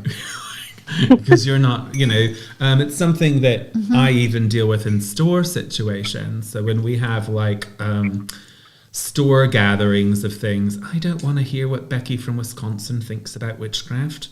I didn't, you know, I'm hosting an event at my store, you know, for people. I didn't come to learn anything from Becky from Wisconsin, you know. Maybe so have cheese curds. It's just not my way of doing things. I love cheese curds. So yes, sometimes it annoys me when students like feel like they have to overshare things which we don't have a problem with that right now. They just want to talk, and people are lonely, and they want to be heard. And it's true. I know we have it in the public rituals, and I always ask people their names, and Brian says, "Don't ask their names." I don't care if we ask their names. I don't like icebreakers and group things. Right, where they get to talk because they're there to see us. I've learned that from Brian. Well, what happens is the disservice isn't just to yourself. The disservice is to the other people who don't care about Becky from Wisconsin either. Yeah, it's not, the thing is this whole conversation can sound a little elitist outsiders, but I agree with Brian entirely, because the conversation's not about Becky. So it's not a judgment on her. No. It's the fact that you're robbing other people from the experience. They don't care about it. It's the same kind of people who ruin sacred moments. I have no tolerance for that. Luckily, that doesn't happen in my coven. Right. Like, Ours it just neither. doesn't. No but way. like when somebody's like, well, shoot, guys, I kind of wrote my own thing for this one, and I was just sit down. Like, you were told to do something that other people were expecting. Yeah. This is about a communal, shared, beautiful experience. This is not about you. Yeah. You know, and I think that's just a toxic mindset. It is. That people come to, and it is so common in the wider pagan witchcraft world. Oh, huge. They struggle with that when they come into craft, when they come into initiatory craft. We're like, oh, it's not all about my personal So we have a experience. question. We're going to That's ask, yeah. answer. But first of all, I want to say, blessed be Angel. Thank you for Blessed calling. be Angel. Thank you. Blessed be Blessed Angel. to you guys. We'll talk Bye. soon. I did see your message. I just, for some reason, I don't know what it is. When I've got either a coven thing going on or a show going on, I get contacted by all these Alexandrians. Well, we will talk to you call soon. I just assumed you'd reply to me at 4 a.m. But I will. But Bye, I do, darling. But I do call Levi on his temple days all the time. Every single time. I do, So, not every single time. I Brian just forget. asked for all of us. He said, first he started Mr. Devil Cain, then he Brian, said yeah. all of us. Yes, Devil Brian would like to know, are crystals witchcraft? No, crystals are crystals. Ellie? Crystals are crystals. Crystals are crystals. So, like, you know, Same with plants. People really confuse herbalism with witchcraft. Can you use Yes. them? Can Yes, you but use are they crystals witchcraft? as a magical implement? Sure. You know, there's occult precedence for it. The Magus, sure. the Magus and the crystal and crystal balls. And it's in things tons like of that. traditional forms of magic. It's in the Greek magical papyri. Folk Stones and magic too, herbs yeah. are in there. Yeah. Here's the thing, though. In the Greek magical papyri, they're still listed. That, like, they're often because they were used for sacred purposes or tied to certain planets. Right. This modern thing of, like, stones, that's not for me. It's just not for me. I don't have a whole lot of them anyway. If I have them, it's because you they're know, pretty. Do you know what's funny? Yeah. They're in here. They're in there. Oh, look at this little box of This crystals. is what I have. I have tons of crystals. I don't use them for magic. But they're cute. When I was younger, I did sometimes put them in things, you know, and I still might in certain situations. You know, I was taught that the traditional New Orleans grigri, which I don't know if this is really true, should always consist of an animal, vegetable, and mineral. So you might use a stone or something like that, or some bone or whatever it is. But I just don't, you know, my way of working with crystals is in my jewelry. You know, this ruby and these diamonds, they can channel all kinds of power. What did I have on today? Moonstone beads, Yes. I think. So in jewelry, I do like them, but that's because I think in the occult, the reason they were used is because they're instruments associated with light. Yeah, Marcy's like, you should know. with me. They're pretty. Or That's all I folk, can say. folk magic, where certain stones with, like they call stones that have a ring completely around them, or a type of fairy stone, or the stones with holes going completely through them, hag stones. So there's folkloric stuff around that sort of thing as well. But they're basically, you know, talismans, charms. Yeah. You know, Craig Here's- has. Oh, I'm sorry. Go ahead. I was Ellie. just going to say how I use crystals in my own life is I take a stone, usually that I buy at Hex or Omen, that's a planetary representative, and put it into the soil next to the plant that is also a planetary representative. And I think that the atomic minerals in the stone augment the soil to strengthen the planetary connection to the plant. And that is a real strong way that I use crystals in my herbalism. But magically, it's still kind of like an accelerator or a tool. I don't really do spells with stones, but I use them to augment a planetary energy somewhere. I don't believe in any magic that's superstition. So if you believe that, I just don't. That's a personal thing. So the idea that they emit some sort of special energy, I don't think is true. Well, here's where I'm going to be the devil's advocate, because I do think that witchcraft is very scientific. They don't know. Someday they know. Disagree. You know, witchcraft very scientific. So there's a Thai restaurant in Salem, and there's a Thai woman there. Her name's Jenny. I don't know her full name. She's worked there the entire time. I know that. We go eat there usually not during October, but she knows Christian, she knows everybody. So whenever we come in, she calls us the king and the queen of the witches, and we don't know why she calls us who's the the queen? I was Christian. gonna say, No, Christian's the I queen. thought so, of course. And they come out, she go, you know, you the queen. I don't know if we need the accent. Yes. Oh, sorry. I don't know if we need that. Maybe. She, you know, there's all kinds of stories about her, but she one day, sometimes I don't know if I tell stories, but we had Laurie Cabot with us, and Laurie Cabot just wanted her lo mein or whatever she was eating. Like, she just wanted her noodles, and Ginny starts going off to me about how witchcraft is very scientific and that I love this and that story. people don't know. Someday they'll know. And Laurie's just getting smaller and smaller because she's like, please don't talk to me. I just want to eat my noodles. I know. But yeah, she's... so yeah, that's all verbiage. I don't even remember what we were talking about. Craig has a great comment I have to bring up where he talks about like one of the things we were talking about students who just take it way out of line with talking all the time is when they start getting into being like, well, I got to tell you about all my dreams. Like everything. And I think you guys know vision. I literally will tell someone to shut up, so we don't really have that problem. My favorite way is you just, sometimes if you're in a good mood though, you do it very. You're like you do this thing where you like they're still kind of talking, but you just go all right, and then you just turn and keep talking, like whatever just cut them off dead in the moment. You're like all right, and then there we go. I got that from Val. You're good at it too. But so let me ask you this, Levi. You don't. So I think about a stone as an atomic structure that has a mathematical. Well, that's what we were talking about. Yeah, yes. crystals. Right. Yes, they do emit vibrations. Magnets emit vibrations. Right. Yes, but like quartz does not emit a special I think measurable energy. this is where I'm going to get controversial. I think a physical birth female body emits a different energy than a physical male body. And so I believe that rocks, maybe not because their colors are different, Right. but rocks emit a different energy than like a daffodil. But if you're using that term, like Ellie's using the term atomic structure, but we can see the atoms now. Like this is, Yes. so they don't emit anything that's measurable. So unless you're talking about something that's measurable, how can you use a word? Magnets like do. that? Like Magnetic force is not the same thing as what they're talking like about. sympathetic I magic, get it, though. but it does emit something. Sure, but I can measure that. Yeah. Like I can measure the strength of a magnet. Yeah. I cannot measure whether or not rose quartz brings you love. That's that's not a real thing.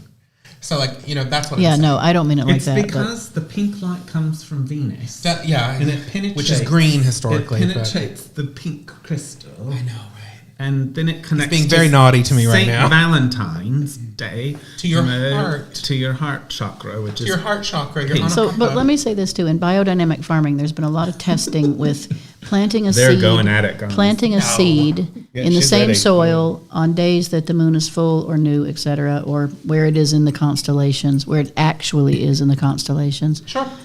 have different yields of the time the seed sprouts and how tall and strong the plant becomes. So maybe we can say that's kind of, it's just Are observable. you talking about Rudolf patterns. Steiner? No, after him was Maria Thun in Germany, who did most of the exercises of planting and documenting I'm glad it the works, phases. for you spiritually, but I mean, we have tested things like that, and there is nothing higher than random chance in terms of like phases and almanac. But it planting. is possible, Levi, that science just hasn't caught up with it yet. Keep hoping it ain't gonna happen. I think. But see, I think I want to be Witchcraft very is clear. very I'm not scientific. attacking what Ellie's saying at all. I mean, you are. No, I'm not. I think it's just. I think you. This have is to, called being the instigator. And he's the middle lately, which is hilarious. I think you have to own your terms. I believe. I agree. Own your And terms. if you're going to say it emits an energy, okay, well, we can measure I every didn't other say form emits of an energy. I'm No, just no, saying this is- there's an observation that Yeah. some things may do better Sure. with certain And those qualities. observations can be tested. And Yes. when they're tested, they fail. And so it's like, I that's think the problem. people, I guess a So that's new why I don't age use way that of saying it language. is there's different vibrations. But again, vibration means musical terms. And what's the test? Like if the grower, the herbalist says, well, these plants, however I structure the seed starting on the right day and this and that, these plants So produce here's a more really good stuff. thing. So For me, that's the we can result. I take want the a bigger human, plant. A human male and a human female. And we can take a human male and Where human is this? female because we can see that there's biological differences in certain things. Sure, but that has can nothing do. to do with measurable energies out of rocks. Well, I think it kind of does. I think that a magnet would have seemed very magical to people at one point in time. Sure. And it does emit a force, a Yes, natural a force. measurable force. A measurable force, but Uh-huh. it does emit one. So it shows that is different than another one. I guess what I'm kind of saying is that things are different. So it makes sense that I think like with herbalism, a lot of times the magical component matches the medicinal component. It does. So, Yes, but we can test that. Yes, but I'm just saying that there's a reason that there is a natural order to some of these And there ideas. are herbs that there's science behind. For example, if you go and study, St. John's wort has a very similar effect to SSRIs. This has Right. been scientifically proven. Right. It's not a question. There is no evidence that rocks change the nature of your psychology. That's not true. And so here's the thing: for it to be trustable, though, it has to be a double blind. I want to add this. I don't use modern science in my witchcraft like that. If I get a better result, She uses outdated science. Right? No, she uses the four worlds. If Ellie uses the four worlds, which I do agree with. If I get results I am pleased with because of my magical setup, whatever tools I'm using and what day of the week I've done it, the planetary hour, and whatever the objects, like for instance, charging my herbs in my dream pillows, which I do. When I get clients that call me and say, this dream pillow solved my sleeping problem or it helped my child get over their nightmares, then that's a success story for me, whether I can prove it with science or not. Yes, exactly. See, I'm fine with that. So we agree more than you think. And I don't need to say it's correct scientifically. I can I say think spiritually it helped the for. person. I think we agree more than we realize. I don't think there's actually a huge tension. I mean, I just don't. Here's the whole thing. I don't either. Without saying too much, we could sit here and and negotiate about basically what the mechanics behind all this are. Mm-hmm. But we just basically, invoked fairies and gave them food. I'm fine with that. But we can't measure that the fairies like the food. We're completely insane. Well, there is a way, actually. Okay. This wasn't to the fairies. Brian will know. But, first of all, if it's gone, did they take it? It's like Santa. Did he eat the cookies? He did. It's gone. Well, they're not gone yet. We haven't left it out there. I remember one of my first offerings that I remember making when I was younger wasn't to fairies. It was just we got all these flowers and we were bringing them to a place we thought were sacred and we were giving them for the gods. And it was at dawn.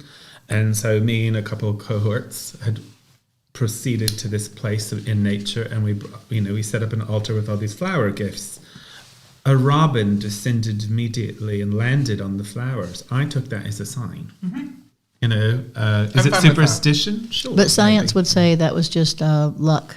It's not. Yeah. Here's the thing, though. Here's the difference. This is very important. I know we're kind of hammering a point. Coincidence. You did not turn around, though, and say, I now understand there's this thing with robins that I can measure. But people flowers. did.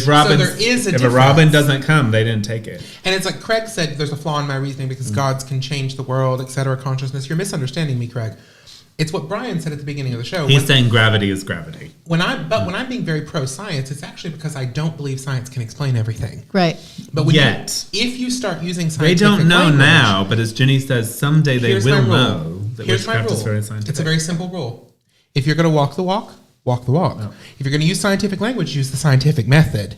And if you can't, then you're being dishonest. In other words, if you're going to use the scientific method, you need to be able to prove. Correct. Yes. And that's why I don't Laurie use that. Cabot did get the blue light on that photo. If she can do it again and it's falsifiable, I believe her. Until then, it's hokum. Oh, right.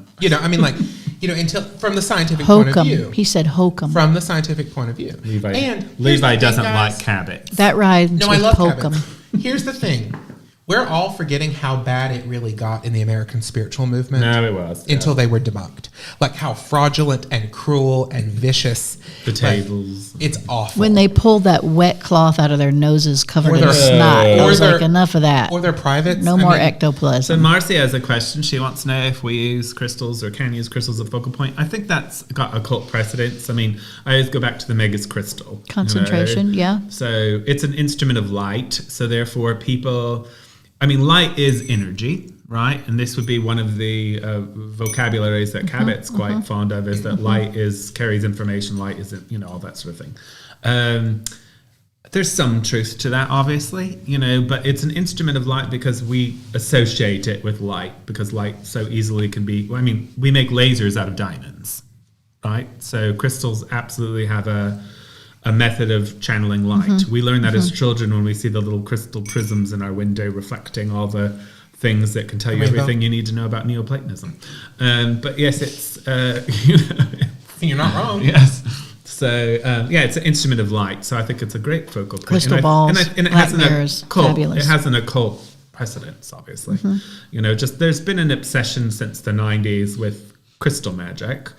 And although there is a historic side to that, it was never like it is now, where everyone's just like, their whole practice is just crystals. Nothing wrong with it if it brings your life joy. I think crystals are beautiful, but, it can become an obsession, I think, though. Well, for some people, it's their whole practice. The whole thing. Crystals, yeah. Today's Carnelian Day. Yeah. And I'm like, okay, I guess. God bless. Yeah. We do have a call I've left hanging. I felt guilty.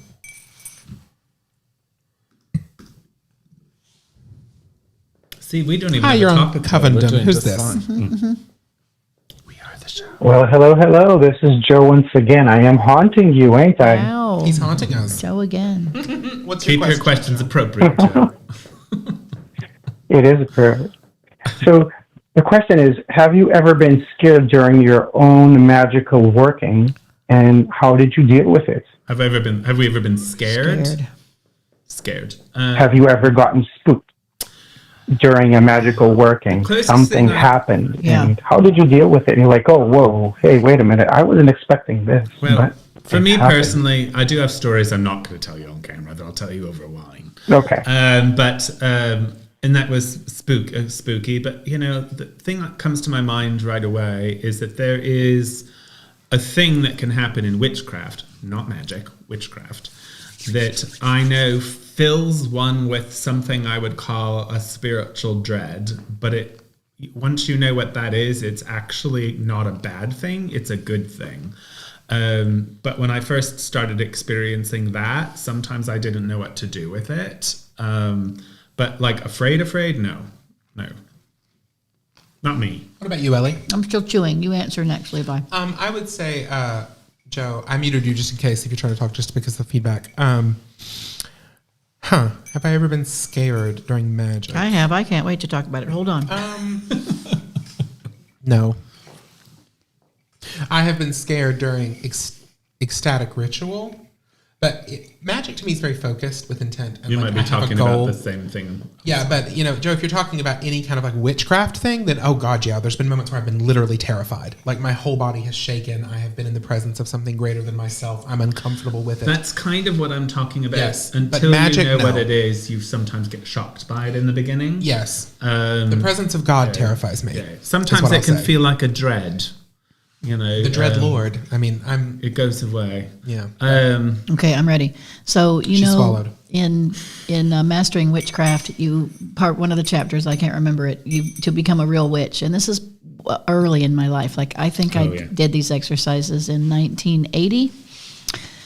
I was still in high school, and so you would go outside at midnight and recite the Lord's Prayer backwards, and you had to do it 3 nights in a row, okay, at midnight. So I did it at home in my house in Florida. That was fine. I wasn't in high school. I was older than that. That's not right. College, okay. I did it twice. But then a year later, I was at our family's cabin in North Carolina, which is in the foothills of the Smoky Mountains, not too far from Asheville, and my family property is next to a very old family graveyard, a Norton cemetery, and there's about 45 graves in it. It's open, you can walk up to it. And we always walked over there all the time. So I decided that I was going to walk to that graveyard three midnights in a row and recite the Lord's Prayer backwards just for, strength of purpose as a witch. I'm here now, Elie. I got really scared on those things. I made myself do the third one. I also have childhood PTSD from psychic vision, so going outside in the dark alone in wooded area is really, really hard for me. Sometimes I even run from my kitchen door to my workshop at night chanting K&A so that I'm not scared to go in the dark in my own yard. So that 3 nights in that cemetery was brutal for me. And then I did it, and I was tougher after that, and I got some courage, and I don't pee in my pants anymore. Very good question, Joe. Thank you for so much, calling Joe. in again. Blessed be. And you love my answer? Okay, everyone. Blessed Yes. be. Bye. I think Blessed Joe's be, also, everyone. Thank you. I can guarantee you Joe's also drinking port. Did you get scared, Joe? He can't hear. he got But maybe he can answer us in the. He can answer in the chat chant. though, for sure. Yeah. Christian's That's arguing that with me sharing about thing Cabot. you do. You tell us about you now. I want to know. Well, I don't necessarily want everyone saying things on air because they might not know the parameters. Me too. Struggle with that. But I get pinched. It's okay. I get pinched under the table on my knee, and I admit to nothing. I admit to nothing. I kind of like the pinching. I've gotten used to it.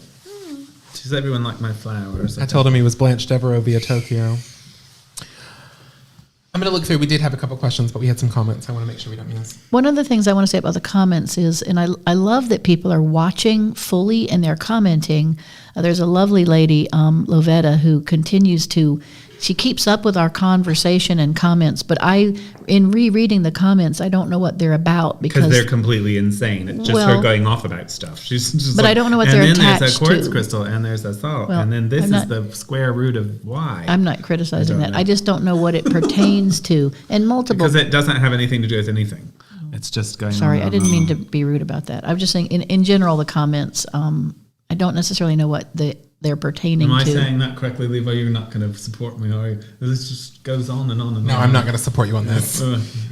Not that she's a bad person, but I've got no idea what she's commenting on. No, I will say, ever since that Elie and I started having these conversations about the science of witchcraft, that is what the comments get eat up with, is this sort of like, they're all on your side, first of all. I am the heretic here. I'm fully aware. Actually, you're not the heretic. You're the educated priest. We're in agreement. We're in agreement, I think, Yes. Levi and I. We're just using some different examples and this from is something I do think is terminology. very important magically that Elie keeps talking about that I don't think a lot of people are as educated in, which is this concept of, like, the stone does not emit a magic ray. Right. What you're saying Just is... like the planet doesn't emit a force. Exactly. What you're saying is the planet Venus, for example, has a certain image on this physical plane, which is one of only 4. Right. And then what you're connecting to is the Venus that's in the higher planes. realms. Yes, that's higher what planes. I don't think that is where we agree. I'm fine with that. The golden chain, Right. I'm fine with that.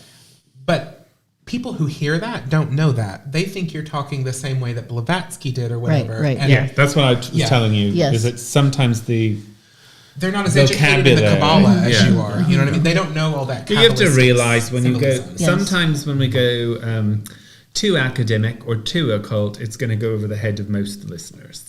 You know, you'll get your listener in there who's going, ooh, yes, you know, but most of them aren't going to know what you're talking about. So. Yes, but no, I think that, you know, there's lots of comments about science, you know, Christian talking about the blue light and Craig talking about how, you know, God's... Levi says that she's got to reproduce that several times for it to fit the scientific theory, and he is correct, Christian. Yes, otherwise you can call it a miracle. I'm fine with that. Like, if you believe that she produced a miracle, that's fine. But it's not science, right? Because it's not falsifiable, it's not verifiable, it's not repeatable, it's not testable. No. Like, that's what the scientific method requires, and it's not been peer reviewed in terms of with a double blind or anything. So, like, you can't prove it that way. You can believe in it, though, for sure. I'm not judging that at all. And use it if it works. And use it for sure. Like, there's no judgment. But I think you better be careful with using scientific language. It's a miracle. Quite sure Jenny would disagree with you. Jenny at the Thai restaurant and me would not have a lot of agreement, apparently, about the metaphysics of magic. You wouldn't win the conversation, though. No, but I bet I would have some great soup. You'd have great soup. Let me ask you guys this thing. Have you ever held, like, let's say that a witch or strong magical practitioner charged, let's say, a stone or a candle, not a stone, a candle, charged it. Blessed it. And then you took it in your hands and you said, "Wow, I feel the vibration of that. You know, I feel the space change." And we do it in circle where all of a sudden you feel that drop and you're like, "Okay, now we're humming. This circle's on fire. It's humming. We've brought in the power." You feel the difference in your body. I do. I think it's largely psychological, but yes.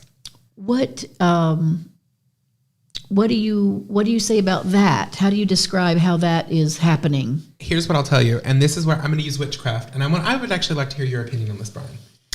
Well, I mean, I definitely... I didn't even say it yet. You just said you want to hear my opinion on it. On what I was going to say. I thought that was like a go. Like, I want your opinion. Okay. Here's the thing that, you know, we don't use a lot of... You and I have both said on this show, Brian, that we're not big fans of that sort of Jungian psychoanalytic language. However, the one place I might... I mean, everything does exist in the mind. Yeah. Is...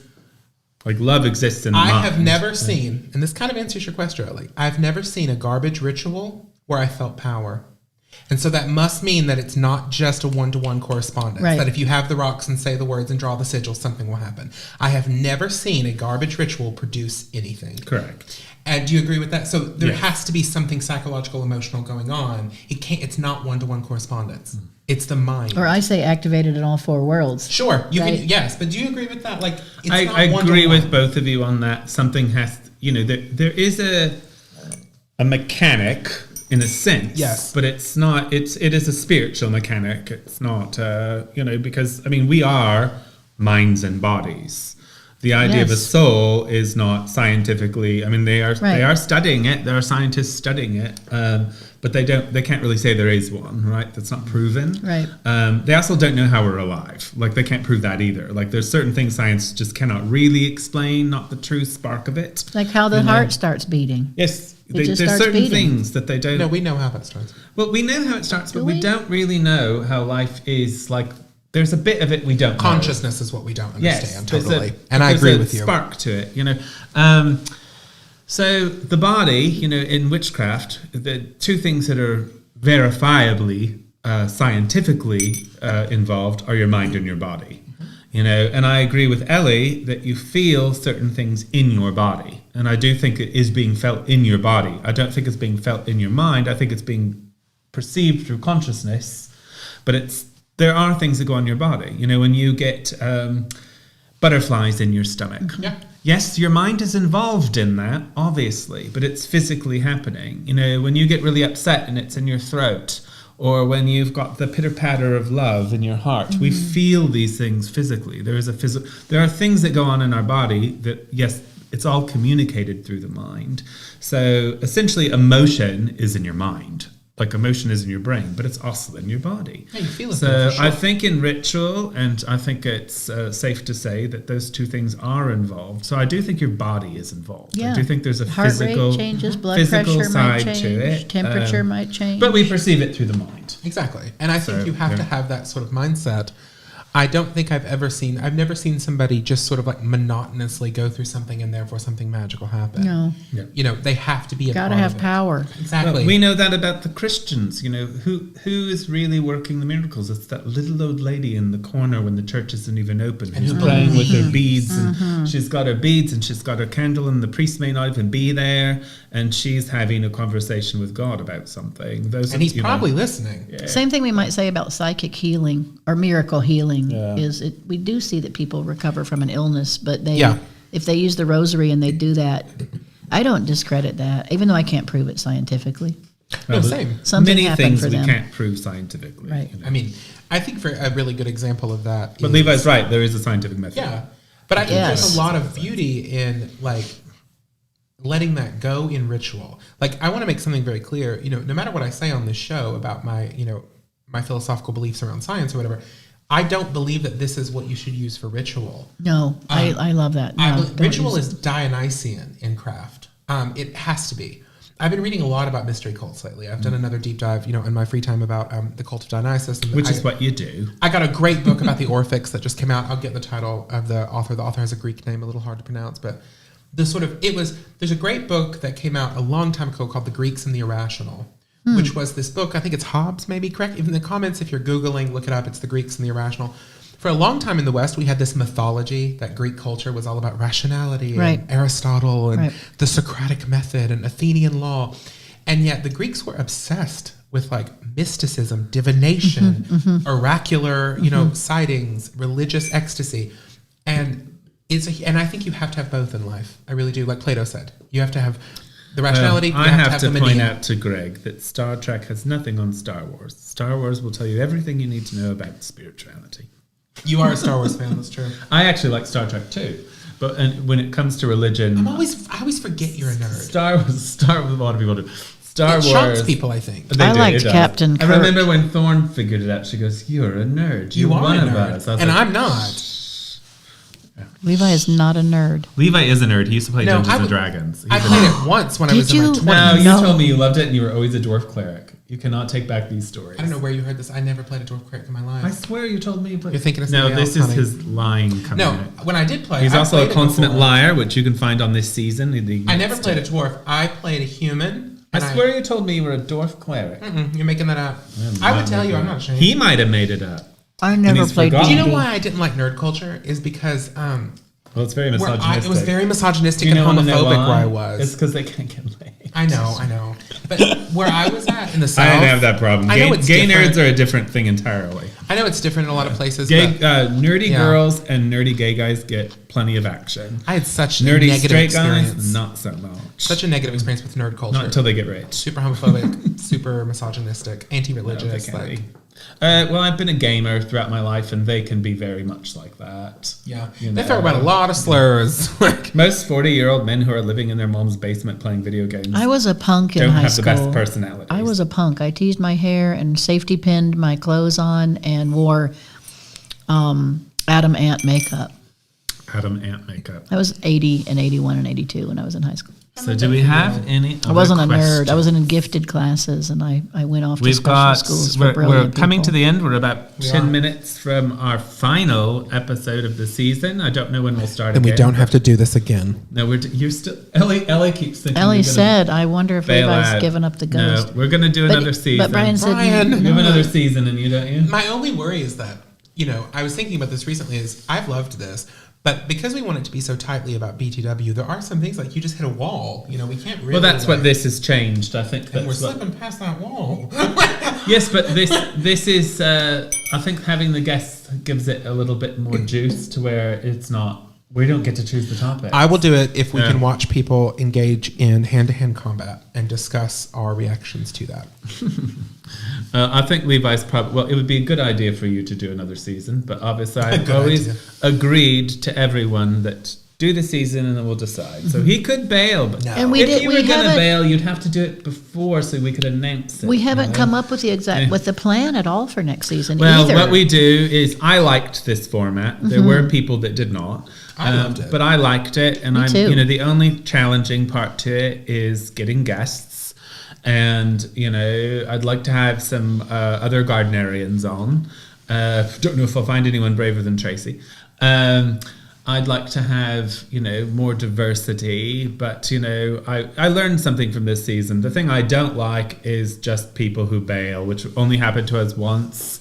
Whether or not that was for whatever reason or not, it's still kind of annoying when you have a show that day and your guest doesn't all of a sudden isn't able to show because it's a live show, So your choices are to reschedule or to cancel, and we have our own busy lives. Do it up on the fly. So I don't like that side of it, that we're beholden to people, but it really did create A new content. It's why I never miss work. I have pre-bookings, and I never, ever, ever call out. So at that time, you got really, really sick. Well, one day I was really, really sick. And I remember when you were like, You got so mad about it. Oh, she was furious. I She's like, remember I don't know who gave this to me, but their days are numbered. It's very rare, but Yeah. that was going to be infecting a lot of people because I do work in the public. But that was only once in 9 years. Well, we all survived COVID. Isn't that a thing already? I didn't have COVID. Thank God. I've had I got it a once question. now, finally. It's I thought I was 7:51. immune. It'd be a really fun one to end on. Thinking back throughout this whole show, it's the new year, it's Candlemas, it's the Sabbath. What is the biggest thing in your mind for the rest of this year when it comes to your craft? do you want to go first? I'm just excited about rereading the Book of Shadows and digging in and coming up with a new list of questions. Of course, I'm teaching a lot more, so that's really a great challenge for me. Studying Hermetics more. No, I'm excited about Alexandrian witchcraft in 2024. I really got a fire lit under me. I feel great about it. And I'd like a little bit more time to devote to it.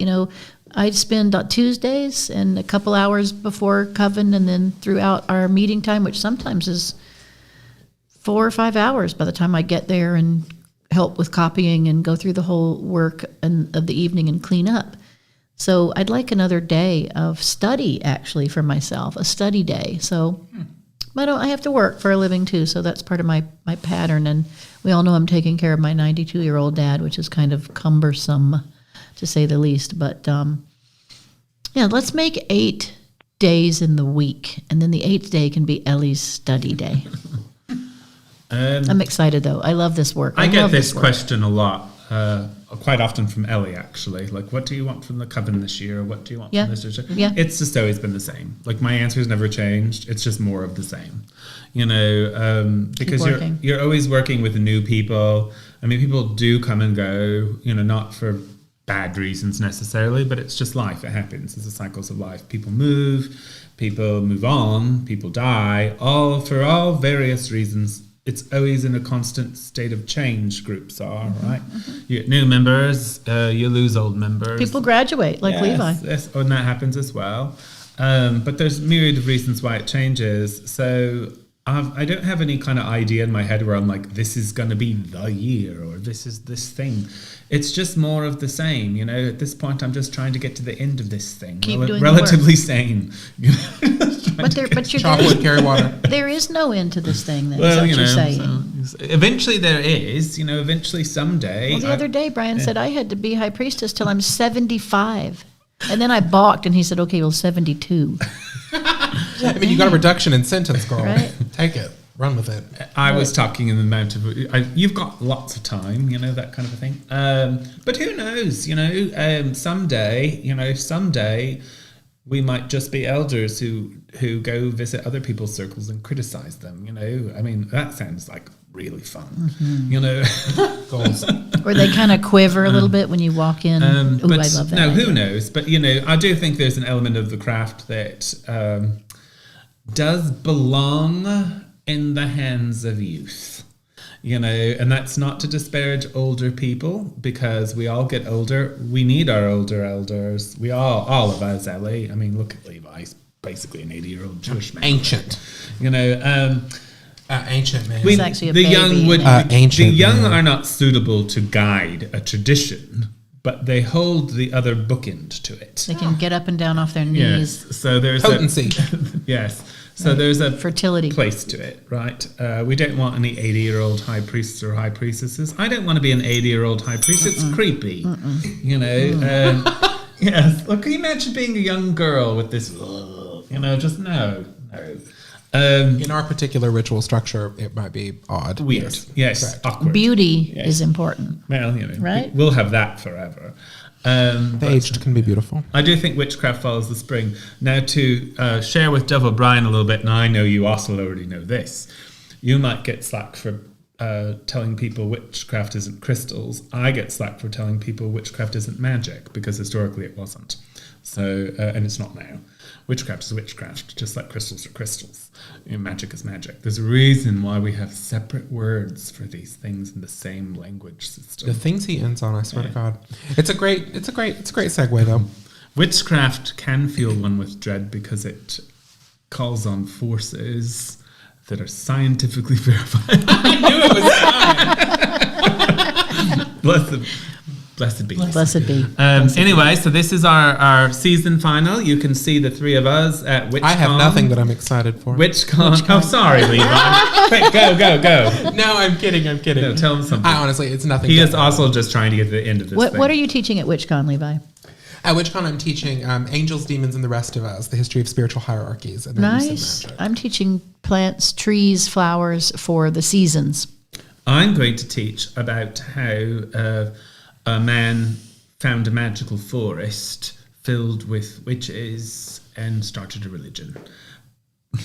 Well, Happy Candlemas, everyone. Happy Candlemas. Thank you for Happy joining Candlemas. us. If you have any other questions in the comments, we'll try to get them later. I don't know exactly when we'll start season 5 again. It will be after my book is done. That much I can tell you. All right, we're going to take a break.